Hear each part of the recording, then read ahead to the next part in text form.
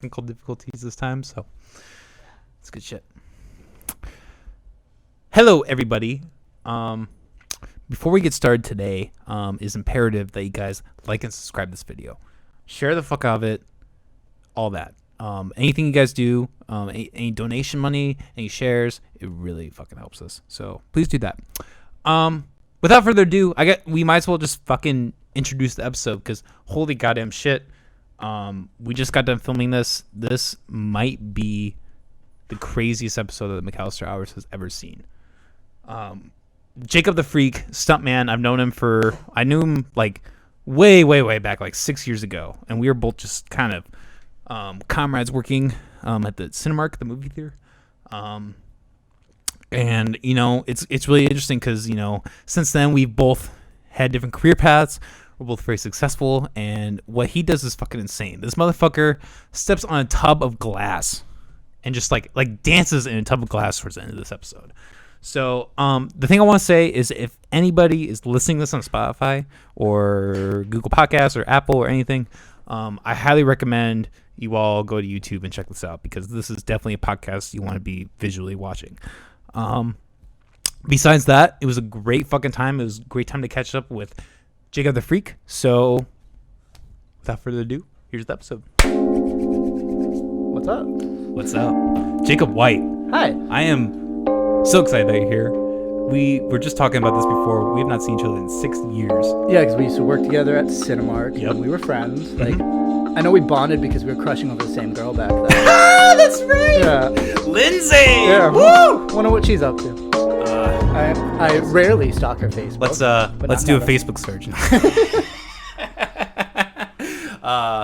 No, yeah, that's true. I think like there were a couple guys. Like, yeah. She was like the fucking prize. But then, like, she also had a boyfriend the entire time she worked Yeah, there. she didn't tell anyone. She was a fucking... If there's anyone in my life I ever met that's a fucking tease, it was that bitch. Oh, my God. And, like for 2 months, everybody thought, like, yeah, she's just, like, hot, single. Yeah, maybe I have a chance. And, Yeah. like, nope.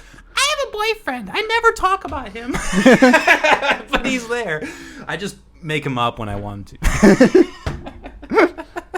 Yeah, so that's how we became friends. Yeah, exactly. And I think we at that time at least, and I think probably still, we shared a lot of similar interests. And Yeah, I mean, cool to talk to and shit like that, yeah. yeah, exactly. And here we are 6 years later. You're doing your own thing. I'm doing my own thing. Yeah, very different interests that can still coincide. Yeah, Pretty exactly. cool. So let's just get a little background on you, Jacob White.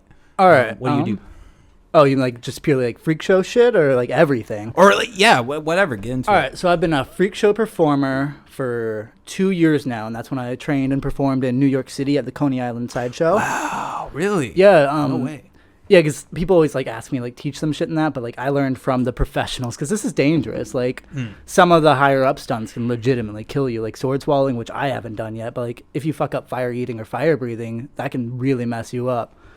So yeah, they offer like a school program. I don't know if it'll like survive the COVID shit or not, but yeah, it's like you can go and take a class there. They have it usually every August, and like they teach you, they let you meet the other performers, and like it's a super cool program for anyone interested in that. Yeah.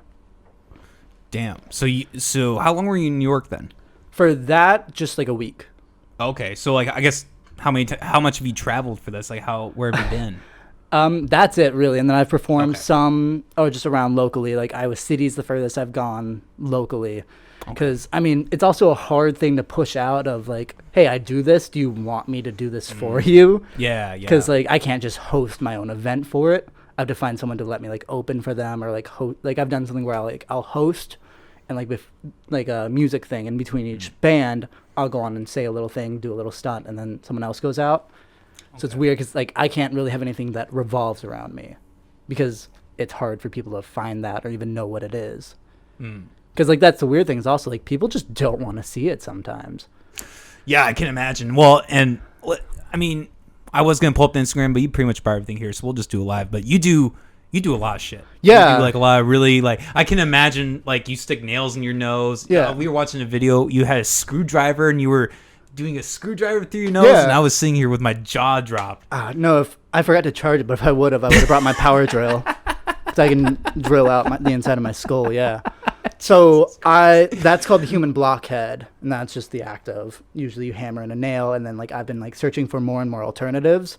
So like one I'm working on, I'm gonna call it the human beer bong, and I'm trying to get a tube to go into my nose and out my mouth, and like I'll put a funnel on top, and like someone could drink through me. Like that's the goal, but like it's hard to find a tube that fits that, and it'll hard to find somebody willing to do that. Oh my god! I don't know if anybody want to do that during COVID either. Right? Yeah, that's another. Holy shit! Yeah. Well, I think it's so cool that you're doing all this. Yeah, no, and I'm always trying to find like new things to do, and like trying to push myself, I guess, more so. Mm-hmm. Yeah, because also the thing about COVID is with all the COVID tests being done, a lot of people know how it's done now. Because like that's what I'm doing. Yeah, the swab. That's it. It's just I've busted my nose up so much that I can fit a giant piece of steel in it instead, and also like I just know how to do it better. But like if I get the COVID test and they do like both nose swabs, I'm fucked because I can't do my left side. I've busted it too much over. Geesh. Yeah, that's insane. So my right nostril's way bigger than my left. It's weird. Yeah. So how do you, I mean, I don't want you to reveal too much, obviously, but like, how do you deal with the pain? Like I mean, I know like a lot of that's mental, and like there may be techniques where you can avoid that, but there's got to be some involved. I mean, yeah, all of it hurts because people always ask like, what's the trick and everything, and there's no trick for anything I do. It's all exactly how it looks. Like I'm just putting this in me, or like eating fire. I just put my lips around it, and I'm just better at not getting burnt that way. So, yeah. And like better nails. People always think like, oh, if you distribute your weight, it doesn't hurt. Like, no, it fucking hurts. I'm bruised. I'm scarred from it. All that shit. And like, so I'll do it where like, I'll be on the bed of nails, put another one on top of me and have someone stand on that. Or I haven't found anyone I trust enough to do this, but I'll have someone like put a cinder block on my chest and hit it with a sledgehammer kind of thing. Yeah. Jesus Christ. And you've just developed like this thing where mentally you just block it out. I mean, you feel it, but it's tolerable, and you know it's not permanent. It's like getting a tattoo. You go through it, and like you know you won't be broke. I mean, you can break from it, but like it won't kill you, and you just have to remember that. Okay. That well, like for some of the things, like bed of nails won't kill me. It'll hurt a lot until I get up, and once I've completed what I do, I get up. So how can a bed? I mean, would there be a certain amount of pressure that would have to kill you at? Is that kind of how it works? I felt like I've maybe bruised my ribs on it before. I've known people who have busted their ribs doing it. It's like if you get someone with too much weight standing on it. I have scars from it, but that's mostly from like trying to take it off me. Because that's the other thing is freak shows. It's always better with a partner because it just drains you of energy. Yeah, I bet. So how does your family feel about how you feel about you doing this? So they are as supportive as one can be for it. I mean, one of my sisters hates that I do it. Like she gets uncomfortable, and I have to just like tell her, like, I'm technically a professional. I've been professionally trained, and I've like performed at the biggest stage of it for it that there is. Like my parents think it's kind of cool, but they don't like seeing it, and they're happy for me to like be able to perform in some ways. Yeah, but like, yeah, no one expects their kid to turn into that. Yeah, I mean, for some parents, that might be their worst nightmare. Yeah, you know. But what you do is great. I mean, we were kind of talking about like David Blaine and like. Yeah, I've not gotten to that level. Not very many people can. Right. To be fair. No, because he has to be just kind of differently built for some of the shit he can do. Yeah. Well, I don't know if you listened to that episode with him. Just bits. Yeah. He talked about the whole, a lot of it, like when he was in that cinder block, he would like train his, what is it, like beats per minute? Yeah. He trained that to get down to like 5. So he's like barely breathing. Yeah. He's like breathing like once every 10 seconds or something. I don't even know. And the other thing is like I don't have time or money to train for that kind of thing. Because like on top of Freak Show, I work 50 hours a week. Damn, really? Yeah, no, everyone thinks my life's super exciting, but no, I'm usually just a welder. And it fucking sucks, yeah. That's really cool, welding, though. I've always kind of looked into that. I did it because I kind of had a panic attack at the end of my freshman year of college because I had, like, 4 different majors that year. All of them would have been worthless. Well, like, I switched between them, not at once. Oh, okay. Yeah, I couldn't decide what I wanted to do. I was like, well, fuck it. I know that I can learn welding, and I can just do that. And I somewhat regret it, but, like, also, I don't know what the hell else I'd be doing. Yeah, because I know that freak show's not really a career path. Not enough people are willing to pay me enough to do that to myself. I mean, it can be, but it's like the Niche, percentage of people who yes. make it are very, very, very small. Yeah. So what about like how much would you say is like street performance versus like being on stage or doing things on YouTube or Well, I've never made a Or YouTube channel. not- or I have Instagram. Instagram now, and like I even hate having that. I just needed something to put it out there, and also the community's kind of there too. Like if you search the right thing, so that's nice. I've been able to reach out to some people. I haven't gone on a stage in a long time. I had a few shows planned this year, but obviously they all got canceled. But street performance I love because usually I do it at bars. Like I'll just go in a bar and like just have a screwdriver in my pocket. And I'll just pull someone aside, like, hey, you want to see something weird? And usually they do. And also, like, if they're drunk and shit, they buy me alcohol and they buy me. I've made like $8 at a karaoke night the other day. Yeah. No, so like that's where I do most of my performances, and that's just like blockhead and stuff. That's how Steve-O would get fucked up and get drinks when Yeah. he was homeless. He would like do crazy tricks at bars and he would get money. So Yeah, no, like, it works. it's a good skill to have. Yeah, I get shit faced for free. All I have to do is do something I do on my own for free. Yeah. So I don't know if you've mentioned me this like in the years before, but have you grown up in Des Moines or like what's kind of your background in like? So I was born in Germany, lived there for about 4 years, just because we were military. My dad was stationed over okay. there. My whole family was there for a couple of years. And then I moved to Cedar Rapids for a year, and then I came to West Des Moines. Oh, okay. And I've spent the last 20 years here. And like I love it here. I'm always annoyed at people shit talking Iowa. I mean, I guess we live in the best little section of Iowa. Yeah, I would agree. There's such a contrast between because I grew up in Northwest Iowa, Okay. small town. So there's such a contrast between like even like an hour outside of here. Yeah. And They have southern accents. yeah, I don't get it. for real. Like people I work with work 30 minutes from our place, and they have southern accents, and it confuses the fuck out of me. What was it you were saying? Like Iowa is considered like the true American accent. Like central Iowa and like parts of Illinois, like Central America, where we are is like the general American accent. Yeah, because like we don't have any like specific things. I know we're a little bit more nasally, I think, than others. That's what they say. Yeah, but we don't have those like specific words we say kind of differently. Yeah. Except ope or yep or y'all or whatever. Yeah. Like Oak is even going more towards like Minnesota. Yeah. Oh, that's true. That's true. Yeah, the Fargo, Yeah. stuff like that. Shit, I lost my point. Fuck. What was it again? Crazy. What's some of your inspiration for like what you do? Like, who are some of the people that you aspire to when you're doing your magic? I mean, I've always loved Houdini for all the shit he's done, because he's done some crazy things and he kind of died doing it. So I love that. Some of my mentors in New York were a huge inspiration after I met them, of course, though.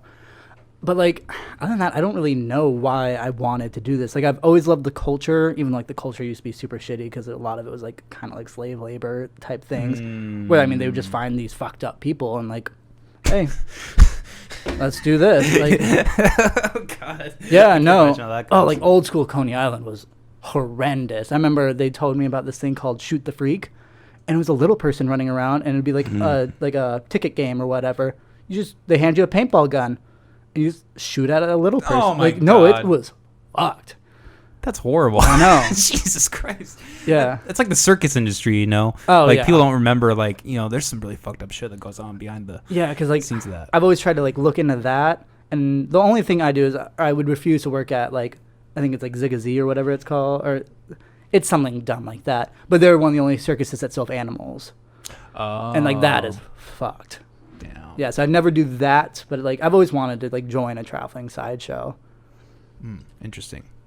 Kind of going back to like you were talking about Germany. Yeah. What you said your dad? What'd your dad do in the military exactly? What All was right, 'cause his? he started as a Marine when he was 18, and he did that for, I don't know if it was like 4 or 8 years. He did that for a while, and then he switched to Army. I know he became a Ranger, which is like super impressive kind of stuff.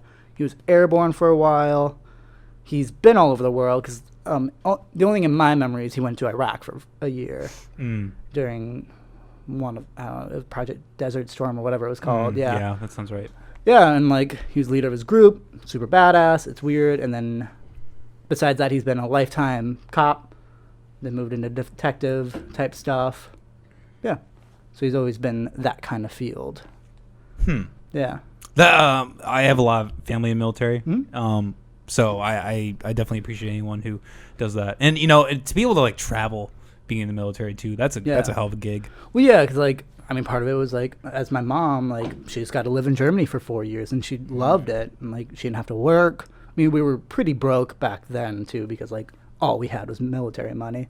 And I know, like, having, like, me in Germany, it was stressful because, like, a bunch of doctors were yelling at her in German during labor, and that's not a very relaxing language.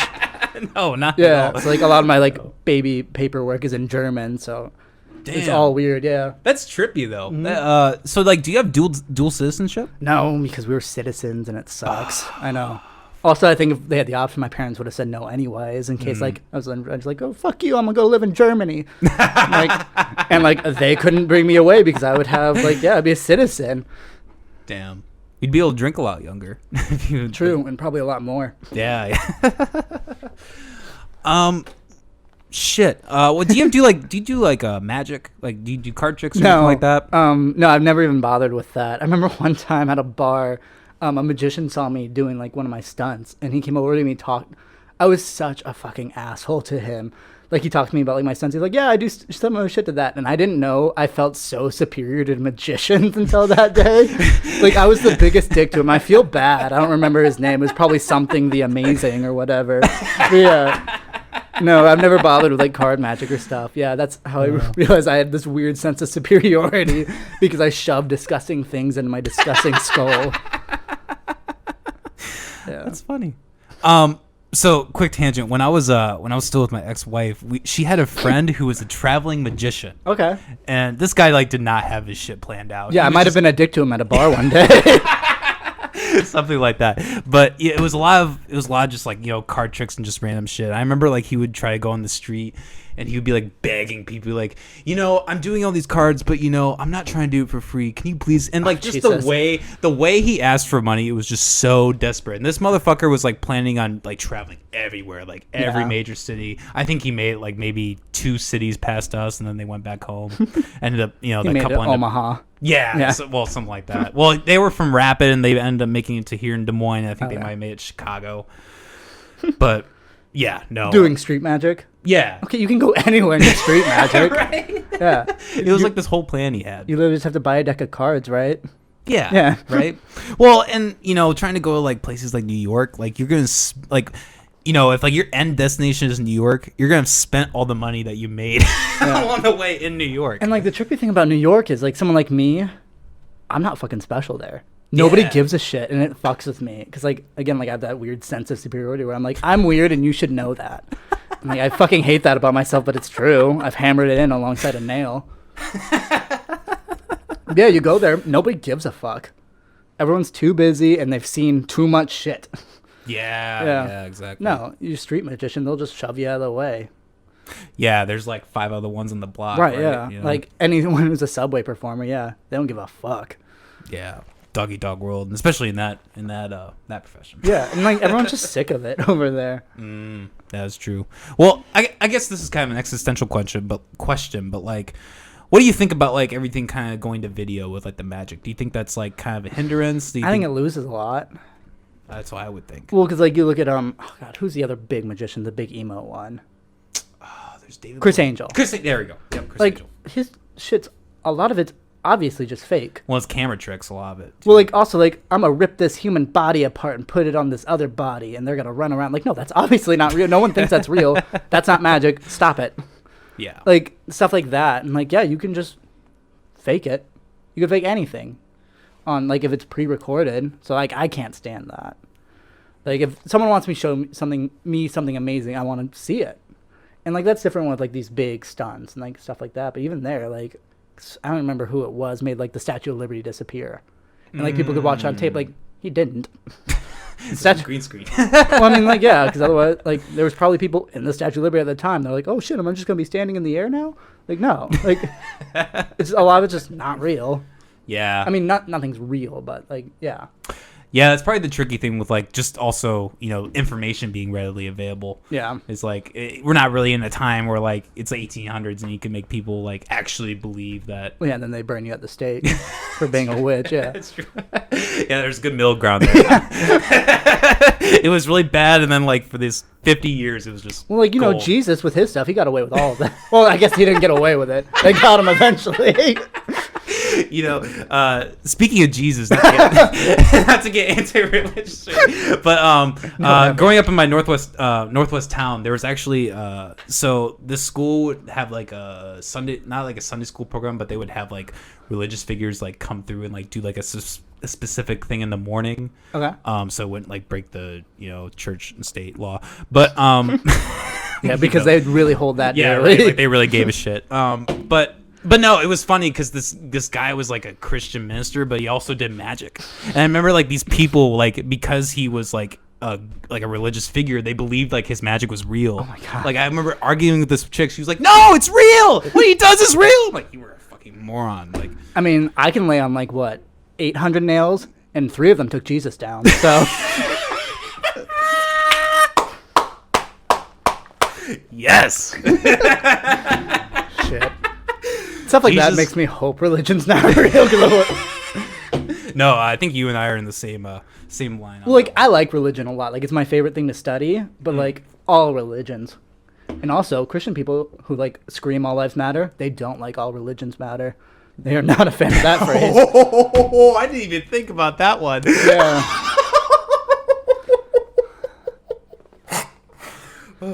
Yeah, I've had some awkward talks at work about that. That's the other thing about welders is a lot of them are like pretty conservative, but then they like start like when you meet them, they're like, well, there's 3 things I don't talk about, and that's religion, politics, and who makes the best kind of truck. Even though we all know it's Chevy. Like I deal with that shit daily. Oh my god, that sounds like growing up in a small town. Holy shit. No, because I remember one guy did not like me after this. He asked me like what my views on politics were. I'm like, so like I'm more in the middle. There's parts of both I like. He's like, well, you pro-choice? I'm like, honestly, yeah, I am. I do believe that, if you don't want something, you can get rid of it in such a sense. He's like, oh, well, what about pro-guns? I go, absolutely. A gun is the most humane way to kill that baby.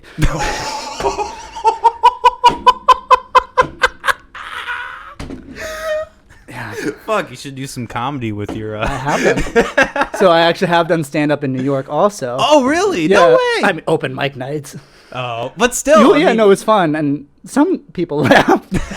That's the other weird thing is like, you can't be good immediately because once you get on stage, you're a fucking idiot. Like, yeah. And like I'll be standing in front of like 10 people who I just watched bomb, and for some reason I'm nervous, and like like sometimes they're good, sometimes they're bad.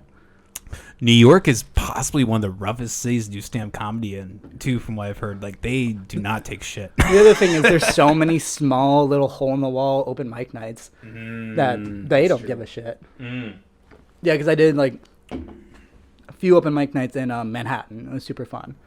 Because I try to go there every year now, because 2 years ago I did Freak Show. A year ago I did stand-up, and this year I was going to audition for Broadway. Wow. I'm not good. They let anyone audition. And I think that's fucking hilarious. Well, I mean, that would be a great experience. Well, yeah, I mean, like, if anything, I'd be more stressed if I got a call back. 'Cause I'm like, fuck, what? Do I quit my... I actually have to do this? Well, yeah, do I quit my job and move there now? Because, like, you can't say no if you got a call back. Yeah. No, because they were going to have, it's a show called, I think it was off-Broadway, but still, it was a show called Sideshow. It was about old school freaks. I didn't like it because all the songs were about them trying to get this 2-headed lady to leave the sideshow. So like I didn't even know what the point was, but I was like, hey, this is something I'm actually trained for. If they let me just be a background guy who does dumb shit, that'd be incredible. Yeah, so hopefully, God, New York won't be open next year for that stuff. So it'll be a couple of years, yeah. And it's kind of interesting about stand-up. We talk about that, like how much of that is moving to podcasting. Because because you can't do stand-up over podcasts, but you can have funny people talk on podcasts. Exactly. Yeah. Well, I think they're still pretty close on where you can do stand-up. Dave Chappelle did that. Did you see that? His 80 or was it 848? 849. I heard about it. I haven't watched it. I know I should because I've heard it's incredible. Probably his least funny bit he's ever done. But it was important. It was good. But the thing that was really interesting is that he like he had like chairs specifically set up, like in like that 6 to 10 foot or whatever distance. So it's I think it's just gonna be really interesting to see how that is affected. Yeah, and it's weird that like stand-up doesn't work over a podcast, but I watch stand-up every day. And like there it works. It's just something's different about it. It's with the audience feedback. I think that is I think that's a really key. Well, yeah, because like someone like just talking into a microphone, you don't wait for the laughing to stop. It's weird. Yeah, you have to have like someone who is not as self-confident could do better on stand-up than like soloing on a podcast. Probably, yeah. Because like when you're soloing on podcasts, when you like, because I've done this, when you're just sitting there soloing, like you have to constantly tell yourself like what I'm saying is good and what I'm saying is funny, and half the time it's not, you know. Yeah. So yeah, doing like a solo podcast, what makes you think what you're saying is worth others listening to? Like, I mean, I'm curious. Oh, honestly? Well, I mean, I don't honestly do too many solo podcasts these days. Yeah. Sometimes I'll get drunk, and me and Molly will, like, on my second channel, upload this thing called, like, the Midnight Rant. Where it's just me and Molly getting drunk and just talking bullshit for a little bit. I dig that. But, yeah, I haven't soloed in a while because definitely the lowest viewed on my channel. You just do it when you're pissed off or like. Yeah, exactly. Just an angry rant. Yeah, it's usually just an angry rant. Something happens, I'm pissed about it, and my guest cancels. So I'm like, fuck it, we're going live. You ever see that Bill O'Reilly clip? Maybe, I don't. Pull that up. Bill O'Reilly, fuck it, we're going. Oh shit, you pull all the stops. That's what this is. Yeah, man. This is the real. You know, I'm gonna turn the AC on. Are you hot? Me? Is anybody else hot, or is it just me? I'm alright. I mean, my cheeks are red, but I'm drinking. Whew. That probably like, what the fuck is on though? That's weird. Oh, it's up. That's why. Jesus. Yeah, no, this was the week where I like decided to turn off my AC. Yeah, I mean, shit, it's finally getting colder. Oh. Here we go. Yeah. Play it. That's tomorrow, and that is it for us today. Okay, I don't know whatever it is. It's not right on the teleprompter. I don't know what that is. I've never seen that. No, there it is. We are gonna do Sting. Yeah. Okay, but now I can't read it. There's no words on it. Jesus. I'm so glad this guy's done. There's no words there. To play us out. What does that mean? To play us out. Sting is gonna do. It's a video. Sting video. What is? For credits. I don't know what that means. To play us out. What does that mean? Is he like this when he like reads actual news? Yeah. Oh yeah. Well, he's not. He got All right, canceled a couple years ago, Yeah. but 5, 4, 3. That's tomorrow, and that is it. 5, yeah, he's good. 3.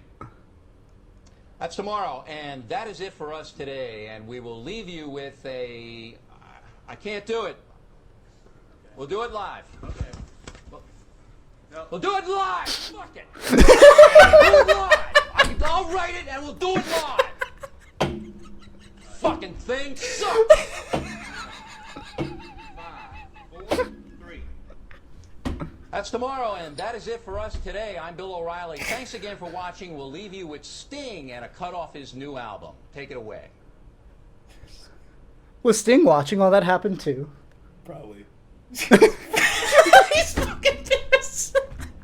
No, I've never heard that one. Oh my god, that's a classic. I feel like Sting was just like, I don't know what to do now. All right, I guess I'll just start playing.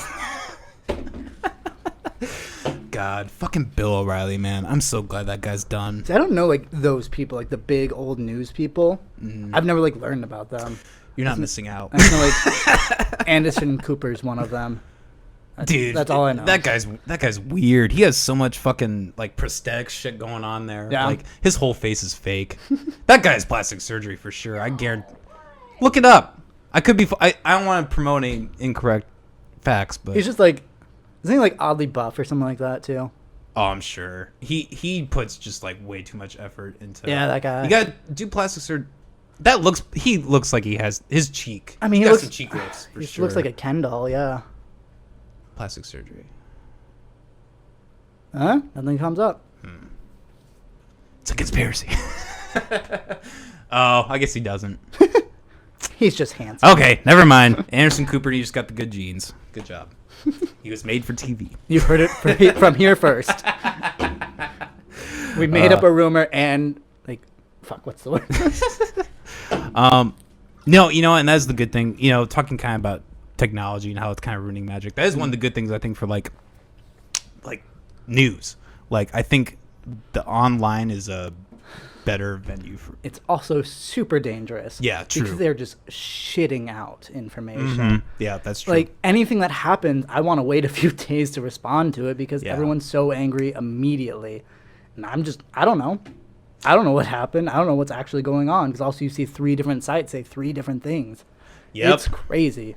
Yeah, well, and, you know, not to get into this too much, but like everything that's going on right now, I feel like this year especially has been the year that everybody can plainly see like there's so much misinformation. Yeah.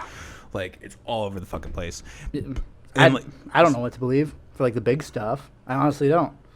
yeah, it's kind of the thing. Like, is the only way to know anymore to be there? Yeah. You know, I like mean- anyone can fabricate anything these days. Yeah, and you know, there's just somebody stupidly and happily living without a cell phone right now.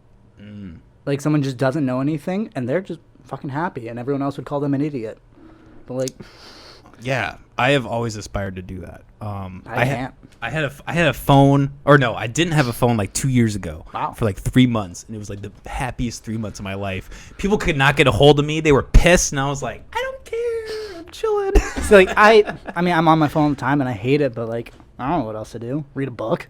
Yeah, exactly. Well, there's the dopamine rush that every Yeah. time you get a notification, you get that fucking dopamine rush. I was in the tub today, and I heard my phone go off in the Bluetooth, and like I was just like, ooh. Someone wanted something Someone- from me. Someone wants attention. Well, shit. I think we've been pussyfooting around this for long enough. Let's do some. You got some blockhead shit? Yeah, you want to see a stunt? Yeah, let's do a stunt here. All right, so I have a few different options, and then also the nail in my ear. So there's these 2 tiny screwdrivers, which I've successfully once done a blockhead with, an Allen wrench, which as far as I've seen, I was the first to ever do this, and I have this big old screwdriver. We can do all of them, or you can pick one for now. I think for dramatic effect, we should start with the smaller one. All right, Or I guess which one's easier? the smaller one is really simple for me. That's what I would have thought. All right, so here, I mean, you gotta lube it up. I didn't bring my thing of Vaseline. No, so it's a normal screwdriver. And something I hate about this set is this spins, and people are like, oh, what, does it detract? I'm like, no, I don't know what the fuck it does. It's a weird Milwaukee screwdriver. They don't also make magic kits. So all I do is just do that, and I just, I don't know where the camera is. Right above the TV.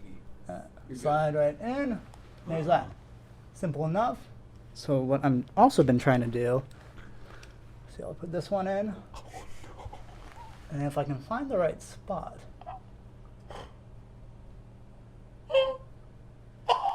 There we got 2 screwdrivers inside. Double penetration! Pretty much. Holy shit. There's that. Goddamn. You have a weird hobby. I know. And the weird thing with it is like, if I'm alone and like completely sober, it fucking sucks to practice because it just hurts. So it's kind of, I was wondering, because you were gonna like be drinking. Does drinking affect any of this? It Like, do you it loosens you up a bit, and having an audience loosens you up a shit ton because really having an audience loosens you up? for this, yeah, because I feel like my body's like, we can't fuck this up for them. That's Yeah. the complete opposite reaction I would have. No, I'm like, so like if I'm alone and just trying it, like I'll struggle to fit something inside me or whatever. I mean, yeah, Huh. it sounds weird, but yeah, because your body just rejects it. It'll tighten up. It'll like, yeah, just because you're not feeling it, I guess. Huh. Yeah, it's weird. It's like usually, because for like the dangerous shit, I'm sober for, but like for this kind of stuff that I know and like I've lived and breathed this, I'll get a little drunk just to like help, just like really get stuff in and like, yeah. So we're gonna show this later. You have a tub of glass, Do. broken glass bottles. Yeah, and it's to the all just side. normal alcohol bottle. Like there's some of these in there. Yep. So we're gonna get into that, but like, do you ever do that under the influence, or is that something you do sober? So that's one. I have a buddy who lives like 2 blocks from me. I text him first, like, "Hey, you home?" Just to make sure in case I do have to like go to a hospital. But like sobriety doesn't really matter for that one because Okay. I'm just walking on it. I'll cut myself regardless, yes or no. Wow, really? I mean, if I do cut myself, it doesn't matter how much I drank. Okay. So I assume there's like just a fuck ton of callus on the bottom of your foot from that. Yeah, so rock climbing, I do that in my free time. That helps a lot too. I'm a big being barefoot. Like I'm a fan of that kind of stuff. Oh yeah, we were talking about that. Yeah. Being barefoot. Ooh, also another stunt I have is that. Just put that on the table for now. Hell It's yeah. a mouse trap. Yeah. Damn. Yeah. Shove another thing in your nose. All right. This is great for audio. So which one do you want? Big Yeah. one or curved one? Well, I think. Well, I don't know which one's bigger. Like which one's. So this. I think we one? should build up. I don't know then. Oh, Just yeah. left or right? Left. We're doing the Allen wrench. Ooh. So the way I found I could do this is I was like, oh, this would be fun if I could put in like maybe like flick it with my tongue, see if I could get like this thing to spin, and I couldn't get it in for the life of me. I don't know why, and I also don't know why I can get it in this way, but I can get the curved part. Yeah, so it's a weird process that I honestly don't understand, but let's see.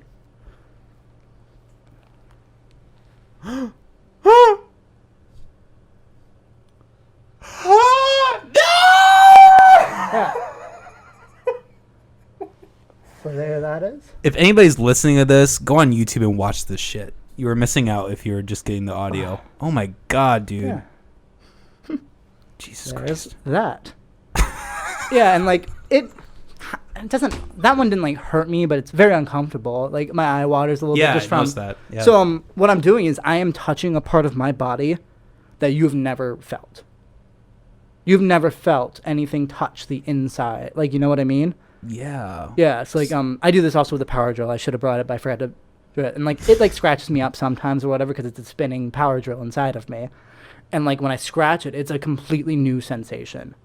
It is like a part of me being touched that has never felt anything before. It's weird. That's really weird. Yeah.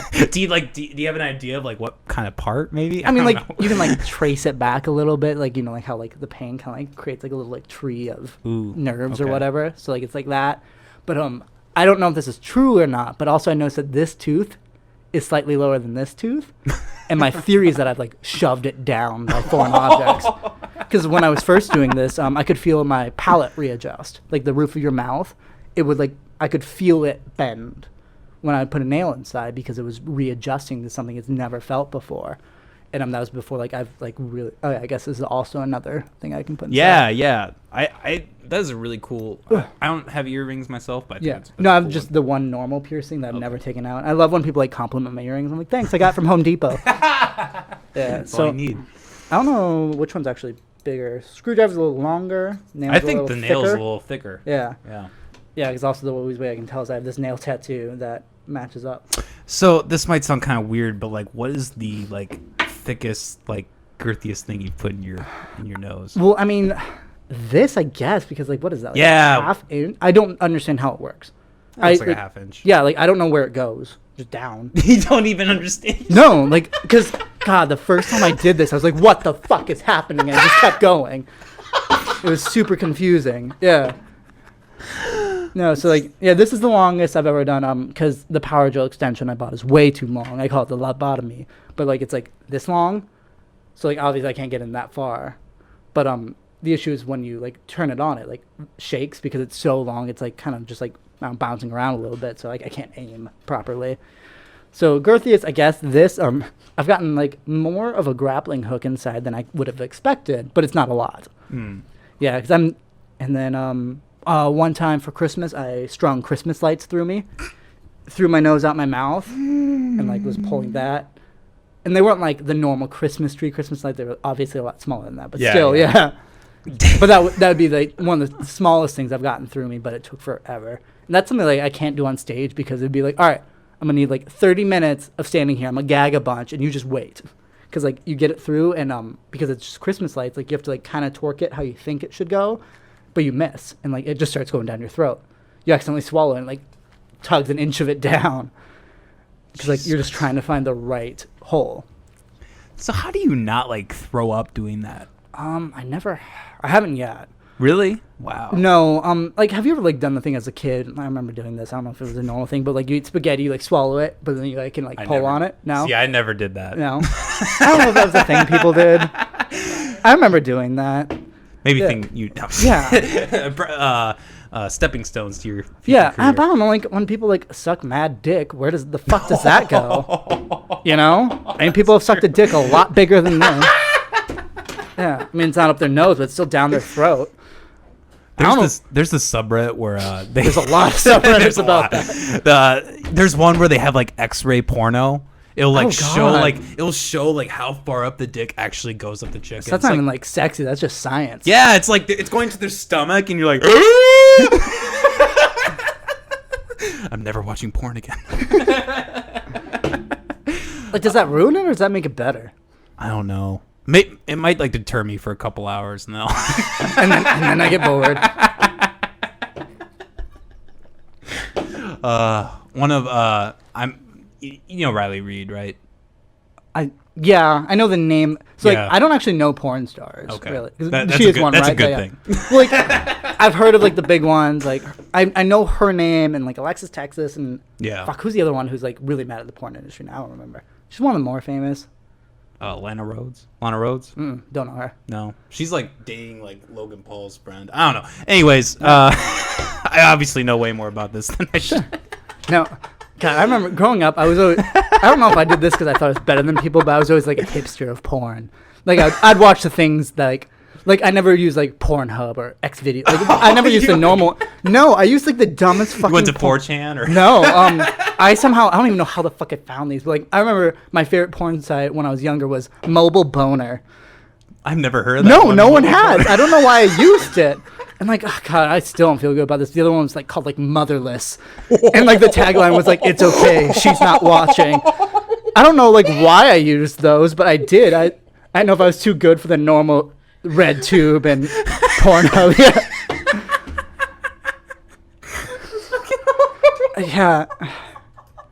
I don't know. yeah, there's a lot of porn out I don't know there. if I'd recommend them or if they still exist. I think in this day and age, if you don't know what porn site to go to, I don't know how to help you. You know, I say find your own. Yeah, it's your own exactly. little. Take the path less traveled. Look that up. How much? Your computer will hate you for it. Look up how much of the internet is porn. It's a huge percent. It's insane. It's like Yeah. I want to say 60-70%. And I think it at is. least. Yeah. It's so much. But anyways, going back to Riley Reid, she actually was on a podcast and she said that if her dog got hit by a car, that she would eat it. Why? Why'd she say that? I don't know. That was like her. So like, and so Molly is always giving me shit for like liking Riley Reid because it's like, you fucking dog killer. Oh well. Well, 'cause she said, like, if I spent the time, like, lovingly raising a dog, like, yeah, I would eat it. The fuck? Yeah. Like, She for like also- the cultures that eat dog, like yeah. if I went to a restaurant, I wouldn't order dog, but the person next to me did. I'd ask for a bite. I would too. Because that's like 4%. No way.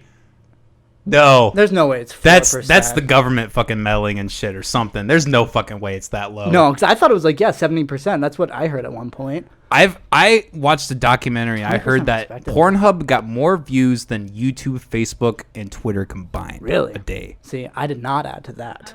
this one says 30%. Still, that seems. They low to obviously me. don't know what the fuck they're talking about. 30%. The answer is nobody knows. There's too much. Except for one man who's trying to watch it all. Yeah, that's probably the problem. If anyone wants to study porn, they probably get lost in it. And they, You get fuck! you get sidetracked a lot. Like being like a porn editor, because like I'm in video production right now. I have Yeah. to like edit videos. God, you would never be able to get anything done. God, that would be a weird job. Okay, so you want to try that nail? Is that something you're willing to? I don't know. I don't. Nail or screwdriver? Yeah. Nail's a little bit. Obviously, you're used to this, so Yeah, I don't no. feel. So I can try the nail. Sorry. Do you think there's any like health risks in like putting saliva on something and putting it in your nose? Oh no, because like you cough up your own. Yeah, saliva. I guess that's Yeah. true. Yeah. So, like- good point. Same like snot, like when you like or Yeah, that's whatever. probably way worse. That's what. Well, that's what travels. That's what I'm like using. That yeah. like little pathway. Yeah. So this one will be a little bit harder probably. I don't know which way to face. So I use my right nostril. The camera is right above the the so I'm doing TV, that. so But also, like, I'll be tiny. Yeah. now. Yeah. So I'll just do this.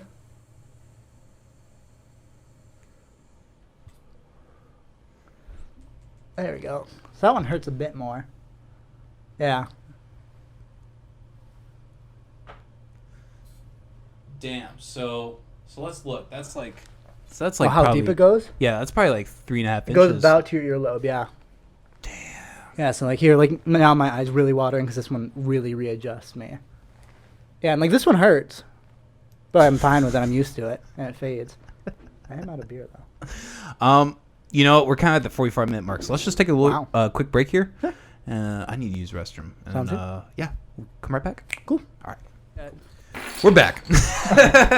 All right. Anyway, sorry, you were saying? Oh yeah, with weed, like I've only smoked it probably like 20 times in my life. I've Okay. messed with other drugs, just shrooms and acid before. Mm. Both super fun. I love acid. See, acid, the 2 times I've done it, one time I did it alone, which I was told not to, but like it was still okay. But like I didn't get anything accomplished. I just kind of laid there and like stretched for a while.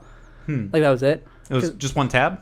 Yeah, and like I don't think it was great. And then the second time I did it, it was way too strong. So yeah, because I was in Iowa City at my buddy's place, and I remember we were gonna go to his girlfriend's house and he was gonna smoke for the first time ever. And I dropped acid. I was the only one who was doing it, and we were like a group of people. And everyone else was gonna smoke except for my like caretaker, great guy, one of my best friends. And we get to her place, and like my buddy's like, "What? You're not gonna smoke with me? This is my first time." So I do with him, and I had it's called like a time loop or something like that, and that's where like every few seconds you kind of forget what was going on. And like then you remember and like, oh right, I'm super fucked up. And so the best way I can describe it, it's like if you're looking at a computer with 100 of the same pages open, and you just keep hitting minimize as fast as you can, like where everything's like shrinking around itself. And yeah, it was awful. And then the fire alarms went off because they were That happened from smoking weed? Yeah. Damn. No, they were smoking a shit ton. Yeah. Yeah, and so and the fucked up thing was between every fire alarm, I would forget. I wouldn't think about the fire alarm. And then so every single fire alarm was my initial jump and fear. So yeah, it was awful. And I turned to my caretaker. I was like, "Hey, we're okay, right?" And he looks at me like, "I got to get the fuck out of here." This is the guy You're in not charge. okay. Yeah, this is the guy in charge of me. So I just like grab out his arm. He walks me out. Yeah. Jesus And Christ. yeah, and like, so like I couldn't even enjoy that one. I remember later on, it was just me and him. It was like, "Hey, you need to put on something I know every word to, so I can track time." So he puts on like an episode of like Arrested Development or Community. I can't remember. It's something where I know every single line of dialogue. And then I look at my phone and it turns out it was daylight savings. So I watched it go back to like 2 a.m. or whenever, or what the fuck it is, and I just started fucking crying. Yeah, so like I've not fucked with acid since. Shit, even my last time, I haven't smoked weed in forever, but last time I did edibles, I haven't fucked with it since because I had a shitty day, or no, I was driving to work. I remember like my brakes gave out, and like so I was like super fucked up. I called her and I was like, "Hey, I almost died, so I'm not wasting the rest of this day at work." So I went home. I just like took my car in or whatever, dropped it off, and then I just relaxed and took an edible, and I was hanging out, and I ended up playing VR. And I played Skyrim VR, which is way too fucking big. And at one point, like, I'm still in the VR, and I'm like, see, I kind of know, like, the layout of my apartment. Here's, like, this nice little yoga mat. I lay that down, and I lay down, and I fucking fall asleep. And then, so I wake up still super fucking high, and I wake up, and I'm looking at a blue sky. And, like, I sit up. I'm in grass. I look over. There's a fucking old-timey cottage. Like, I woke up in Skyrim VR. No way! I've never heard of that! No, it was awful. And like I was dumb enough to not realize I was in VR, but I was smart enough to remember how like the controllers work. So yeah, I've not done anything with weed since that. Shit. Yeah. Well, as I always say, different drugs work differently for different people. And it's all on just like your specific scenario. Because like the first drug I ever did was shrooms. Really? Yeah, before I even smoked weed, before I even really started to drink either, I did shrooms, and it was incredible. Wow, interesting. Yeah, and like I hate how people are like, yeah, I did shrooms and I saw a fucking dragon. Like, no, Oh yeah, we talked about that a couple episodes ago. Like people do not like people who have not tripped have the idea that it's like the dragon's in front of your fridge. It's like no, that's not what fucking happens. No, it's just that your fridge is like breathing and weird shit exactly. like that. No. Or like glowing. Yeah, Yeah, not even glowing. I don't know. Because I remember The best experience, and like you think you're having these deep talks, and then you remember like, oh no, I was just a fucking idiot. But it was still like it was incredible in the moment. It was like it helped you somehow. So I remember I was laying like face down on the carpet, and it was me and my roommate were tripping, and he was mad at the couch because it was breathing, and like I see this little Cheeto crumb in the carpet, and like I remember I do this, and I reach down like this, and in my mind this is the hand of God, like my hand, and then I pick up this Cheeto crumb, and I was like, dude, this is me. Like, I was just convinced. Yeah, and like I had this super deep moment. It was great for me. And he was like, well, you got to put it back. I'm like, what do you mean? I'm like, you have to release yourself back. Like he was already sold. Like, yeah, you're that fucking Cheeto crumb. And like I throw it back. I remember I just started weeping because I couldn't find it again. So like I recommend that. And then I remember I put on a suit and I went to Hy-Vee because I wanted snacks. And I was like, I'm tripping, but like if I wear a suit, no one will think that the guy in the suit's high right now. That's true. Except for the suit was like misbuttoned. I had a tie on over the collar. Like I was, and like my pupils were just. Ooh, yeah, so I was just staring at everybody. I remember everyone kind of it was like the top of their head was bigger than the bottom half, so they're kind of like bugs. And yeah, and like because I thought I was ready to go in public because I was on like the wind down, and I was not ready. Yeah. Yeah, and I was just I was in a suit and I was sweating. Yeah. Yeah, I can't do like in public while I'm tripping. Mm-hmm. It's like not a thing. Well, also just being like raised by a cop, I am built to be like I think I'm gonna get in trouble. Yeah, that's another reason I don't like smoking weed, just because of the smell and all that. And like, that's a good point. I love my apartment, and nothing's worth losing that over. It's like it's all that weird stuff. No, I mean, and that's totally fair. Yeah, like because I like smoking weed, but I have to feel completely safe to do it, to enjoy it. Well, well, okay, we're not gonna talk about that here on the podcast. But so as I just like blot out all my illegal activities. No, you're fine. I just don't want to like inference like specifically that's happening here. But sure. Yeah, you're good. But no, like I'm honestly the opposite when it comes to psychedelics. Like I cannot stand mushrooms. Really? Like, I always get the worst experiences. I get way into my head. I fucking hate it. I freak out. I get like really bad like sometimes like murderous thoughts. And like I'm not a violent person. I'm not someone that like wants to hurt people, but like for some reason sometimes when I'm tripping, I'm with another person, like I just want to murder them. And it is the fucking freakiest shit ever. Because that would also be shitty for the other person. They're tripping. Right? And you're just like, I don't know why, but I want to kill you right now. And they're just like, what? Well, are you harboring some feelings against me? Well, shit. No, but like with acid, it's longer, and like I understand why people are scared of it. But like, I am like I'm never like too in my head. I've had experiences where like I'll start to get in my head, and I'm really easily able to pull myself out. Yeah, I wouldn't mind doing it again. Just like one tab I did wasn't great, and the other one was way too strong. Yeah. Yeah, no. And you know, acid is a really sketchy thing, especially with it being legal. You don't know what it is. Yeah. You don't know how much it is. Like also people, because like I paid like $10 for a tab. That's you know, they actually say like $10 tabs are like the good shit, and if you pay more, it's crappy. Yeah, but like acid. Also like, you know, like $10. How much does this random dealer give a shit about 10? Like, it's true. You don't know. It's weird. So I remember I heard a story about a dealer where he was like trying to like pour the tabs on some acid, and he spilled it on his hand, like just covered his hand, and then he had to go to his high school graduation. Like that terrifies me. Oh my god. Yeah. Well, the good acid, they just take the sheet and they dip it. Oh. Yeah. So that'd be a lot, wouldn't it? I thought you like had to drop. Oh, like drip, like with a eyedropper. So this is getting really technical, but like sure.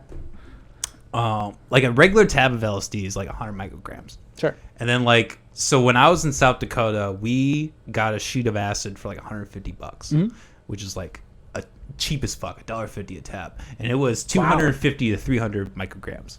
Wow. So you would take two and you would like trip fucking balls. I had an out of body experience. I shot out of my body. I was in Canton, South Dakota. Okay, because I was wondering, like, if you were in like the Badlands, that'd be incredible. No, nothing like that.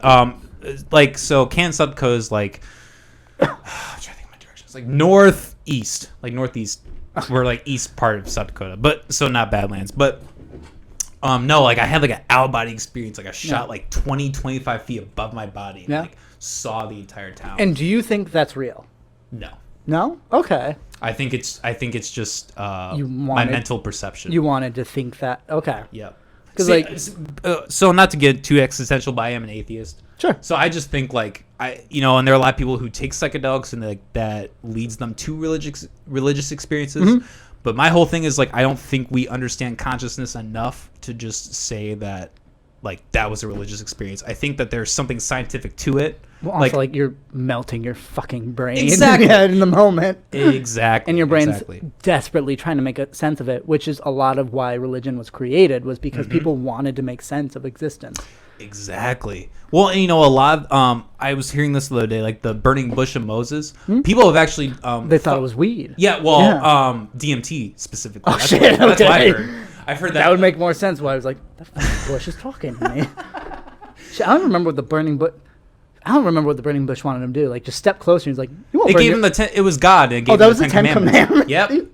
Yep. All right. So he just tripped DMT. He was like, all right, here's 10 things we all gotta do, man. All right, we're Don't not- kill me. Don't fuck my wife. Yeah, I mean, like, it's like shit like that. Yeah. God is number one, obviously. He's talking to me right now.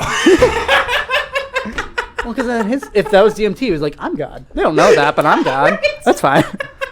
Yeah, don't take my shit, don't kill me, and don't fuck my wife, you piece of shit. I'm looking at you, Greg. Like, I feel like that's what it was. Yeah, they didn't include anything about rape or slavery or Well, no, 'cause- like child pedophilia, but yep, those are 10 perfect. Well, because, like, rape, they were like, hey, you own her now. You fucked her, you own her. That's good enough for me. Yeah, you alright with that? Yeah. Shit, I have like 10 wives now. Yeah, and like, yeah, I know. And like slaves are like, just don't kill it, I guess. Dude, like, it's fucked. Like, I like Christianity as the pure basics. Like, I like the ideas, but like, these. Also, I know that it was told for like hundreds of years before it was written down, right? Like, Yeah, it was telephone, word to mouth. Yeah, and you know? and like the telephone was like, fuck, I Look what's going on now. I don't wanna, yeah, like like one guy's like, God, I own these slaves. I don't want people to be a dick about it, so I'm just gonna say that's okay. Yeah. Yeah, Hey, did you hear yeah. about the Bible? I can own these people. Yeah, it's like shit like that. So like, and like the whole Jesus thing doesn't actually really make sense. Like he died for our sins for like 3 days, but like he was also God, but God made him do this, and the sin was that a woman bit an apple because a snake wanted her to. Like it's like shit like that. Isn't that's the original sin, right? That Yeah, yep. we chose knowledge over comfort. Yeah, basically Which- we just denied God. That was the original sin. Not even that. It was like, this is the fruit of knowledge. Don't eat it. I'm like, I want to know shit. Obviously, I'm Yeah. gonna eat. And like the snake was like, hey, you should probably eat that. I'm like, yeah, I know. Like the Adam and Eve. Like I believe. I don't really believe in basic Christianity, but I wouldn't be opposed to it being real. But I don't believe in Adam and Eve and that bullshit. 'Cause also, I read the Bible recently. It took 8 chapters for him to kill everybody on Earth. No, like Noah is 8 chapters in, and one of those chapters is like, Isaiah lived to 500 years old, but his wife only lived to 380. I don't know what happened in between. That's it. Like, it's bullshit like that. And also, like, they have kids, and their kids have kids. They have like 2 sons, and one of them murdered the other, pretty much, right? Yeah. So who did they fuck? Yeah, well, that's always the thing, because, like, I remember, like, when I was a kid, because I was raised very strict Catholic, but I remember that, yeah. Even early in my days, I was, like, questioning the faith. Mm-hmm. I remember talking, like, wait, so this doesn't make any sense. So if Adam and Eve had these kids, and then one of the kids died, and then, like, another kid just met a random person, and then they, Yeah. like, that doesn't make any sense. Like, how's, and then they're like, shut up! Well, yeah. And, like, This is truth! the people who are anti like LGBT are like, it's Adam and Eve, not Adam and Steve. Oh, but I then they heard freak that. to add, but also I can fuck my mom if I want. Like that's what the Bible says according to that. Yeah, the fucking I heard that all the time. Yeah. Talking about that small town Canton, so much homophobia. Like, Yeah. I could not fucking stand it. There were sometimes I had to walk away. I was like, And like the thing about like being an ally for LGBT, it's the easiest fucking thing because all you have to do is not be a dick about it. Like yeah, people should be married. All right, that's it. yeah, Like I just like don't have to dismiss them as humans. yeah, exactly. Well, and it's kind of the argument like if you really cared that much about somebody else's sexuality, like you're the one that has a problem. Well, yeah, you know what I mean? Like maybe you are harboring some homosexual feelings that you're just not willing to come That's to a terms lot of with. it, yeah. Yeah, people are gay. Like, why do you fucking care? Why do you care what they do in their bedroom? Like, why do you give a shit? It legitimately does not matter to you. Yeah. The only reason anybody gives a shit about that kind of stuff is because of religion. Yeah, That's the only fucking absolutely, reason. Yeah. No, that's Only crazy fucking because like Yeah, like I get why, but a lot of people assume I'm gay. And that's because I look like this a lot. You know, I wear makeup, I wear like weird clothing, I do weird shit or whatever. Mm-hmm. Yeah. So that's like, it's like weird that I've dealt with homophobia. I'm like, dude, I don't even do that. You're just so much a piece of shit that you assume I am, and you're a dick to me about it. Like, it's crazy. Yeah, well, and like that's what I really kind of I have like always appreciated about you. It's like, I'm not gonna lie, you definitely like have that, and like you just said, like you have that kind of That vibe. persona, that vibe. Where like, is he? But like the fact that you're willing to just be like, I'm not, but like I don't have a problem with it, and like Well, it doesn't like- fucking matter. And I'm just me. Like that's so fucking good. Well, like with the whole like pansexual, bisexual, homosexual, heterosexual, like the whole spectrum thing, I do believe in that because like, you know, there's some guys I'm like, God, he's fucking hot. But like, you know, I don't want to choke on his dick right now, but like, you know, I appreciate it. Yeah, it's like, because like I do find men attractive, but like never want to see them pull their dick out. Never into that. Yeah, because that is beyond threatening. I don't understand how all women, or not all women, but a lot of women deal with that. Yeah. Yeah, and also men, like, because, like, again, like, I give off, like, gay vibes. So I've been, like, talking to a guy, like, I remember I was talking to this guy at a party, and he had, like, a super cool, like, college major. I was like, fuck, tell me about it. That sounds so interesting. And he starts talking to me about it, and he, like, throws an arm around me. I'm like, God damn it. This is what we're doing. You were just Can't we just be friends? Well, yeah, like, no, he was in, like, micro robotics. I'm like, wow, that's fucking cool. I'm like, oh, God, now he just wants me to suck his dick. Like, that's not what I want right now. Yeah. Yeah. And also, I'm tired of, like, people, like, denying all the LGBT shit. Because, like, you know, in my mind, I bet there's some aliens out there I want to fuck. Yeah, I don't know. Like, call it, what do they call it, like, LGBT UFO kind of shit. Yeah. But, like, you know, like... It's like Star Trek. Yeah, How they had no. the hot alien. Yeah. He's, like, in bed, and it's just, like, an alien. Yeah, Yeah, it's- man. Well, yeah, I think it's so funny that Star Trek is known. I guess I'm not positive on this, but people say it is that it's the first kiss between a man and a minority, because that's how they classify them. Yeah, it's him and like that black woman kiss, right? But like also, like behind doors, he's fucking a woman who's green. Why? Like, That's fine. yeah, no. Like, hey, what is she when she takes off all that paint? Like, it's fucking ridiculous. Yeah, the guy with pointy ears, he can fuck anyone he wants as long as she's not anything else. Yeah, it's crazy. Yeah. Yeah, all the societal standards, and you know, they all stem from fucking. I feel like a lot of them stem from religion, if not all of them. Religion, just fear, which is also Yeah. what religion. Like, I think religion comes from fear. Yeah, and that's where I actually might disagree with you on Christianity, because I feel like Christianity. Well, I understand what you're saying in terms of like So when I say that, I mean fear of death. okay. I think because humans are one of the few species that know I'm gonna die someday. Yep, it's true. And then I'm like, well, what the fuck happens after that? And like, if people are like, nothing, I would have an existential crisis. And like, people are like, hey, you go to this really cool place that's somehow better than West Virginia, because that's their slogan. Yeah.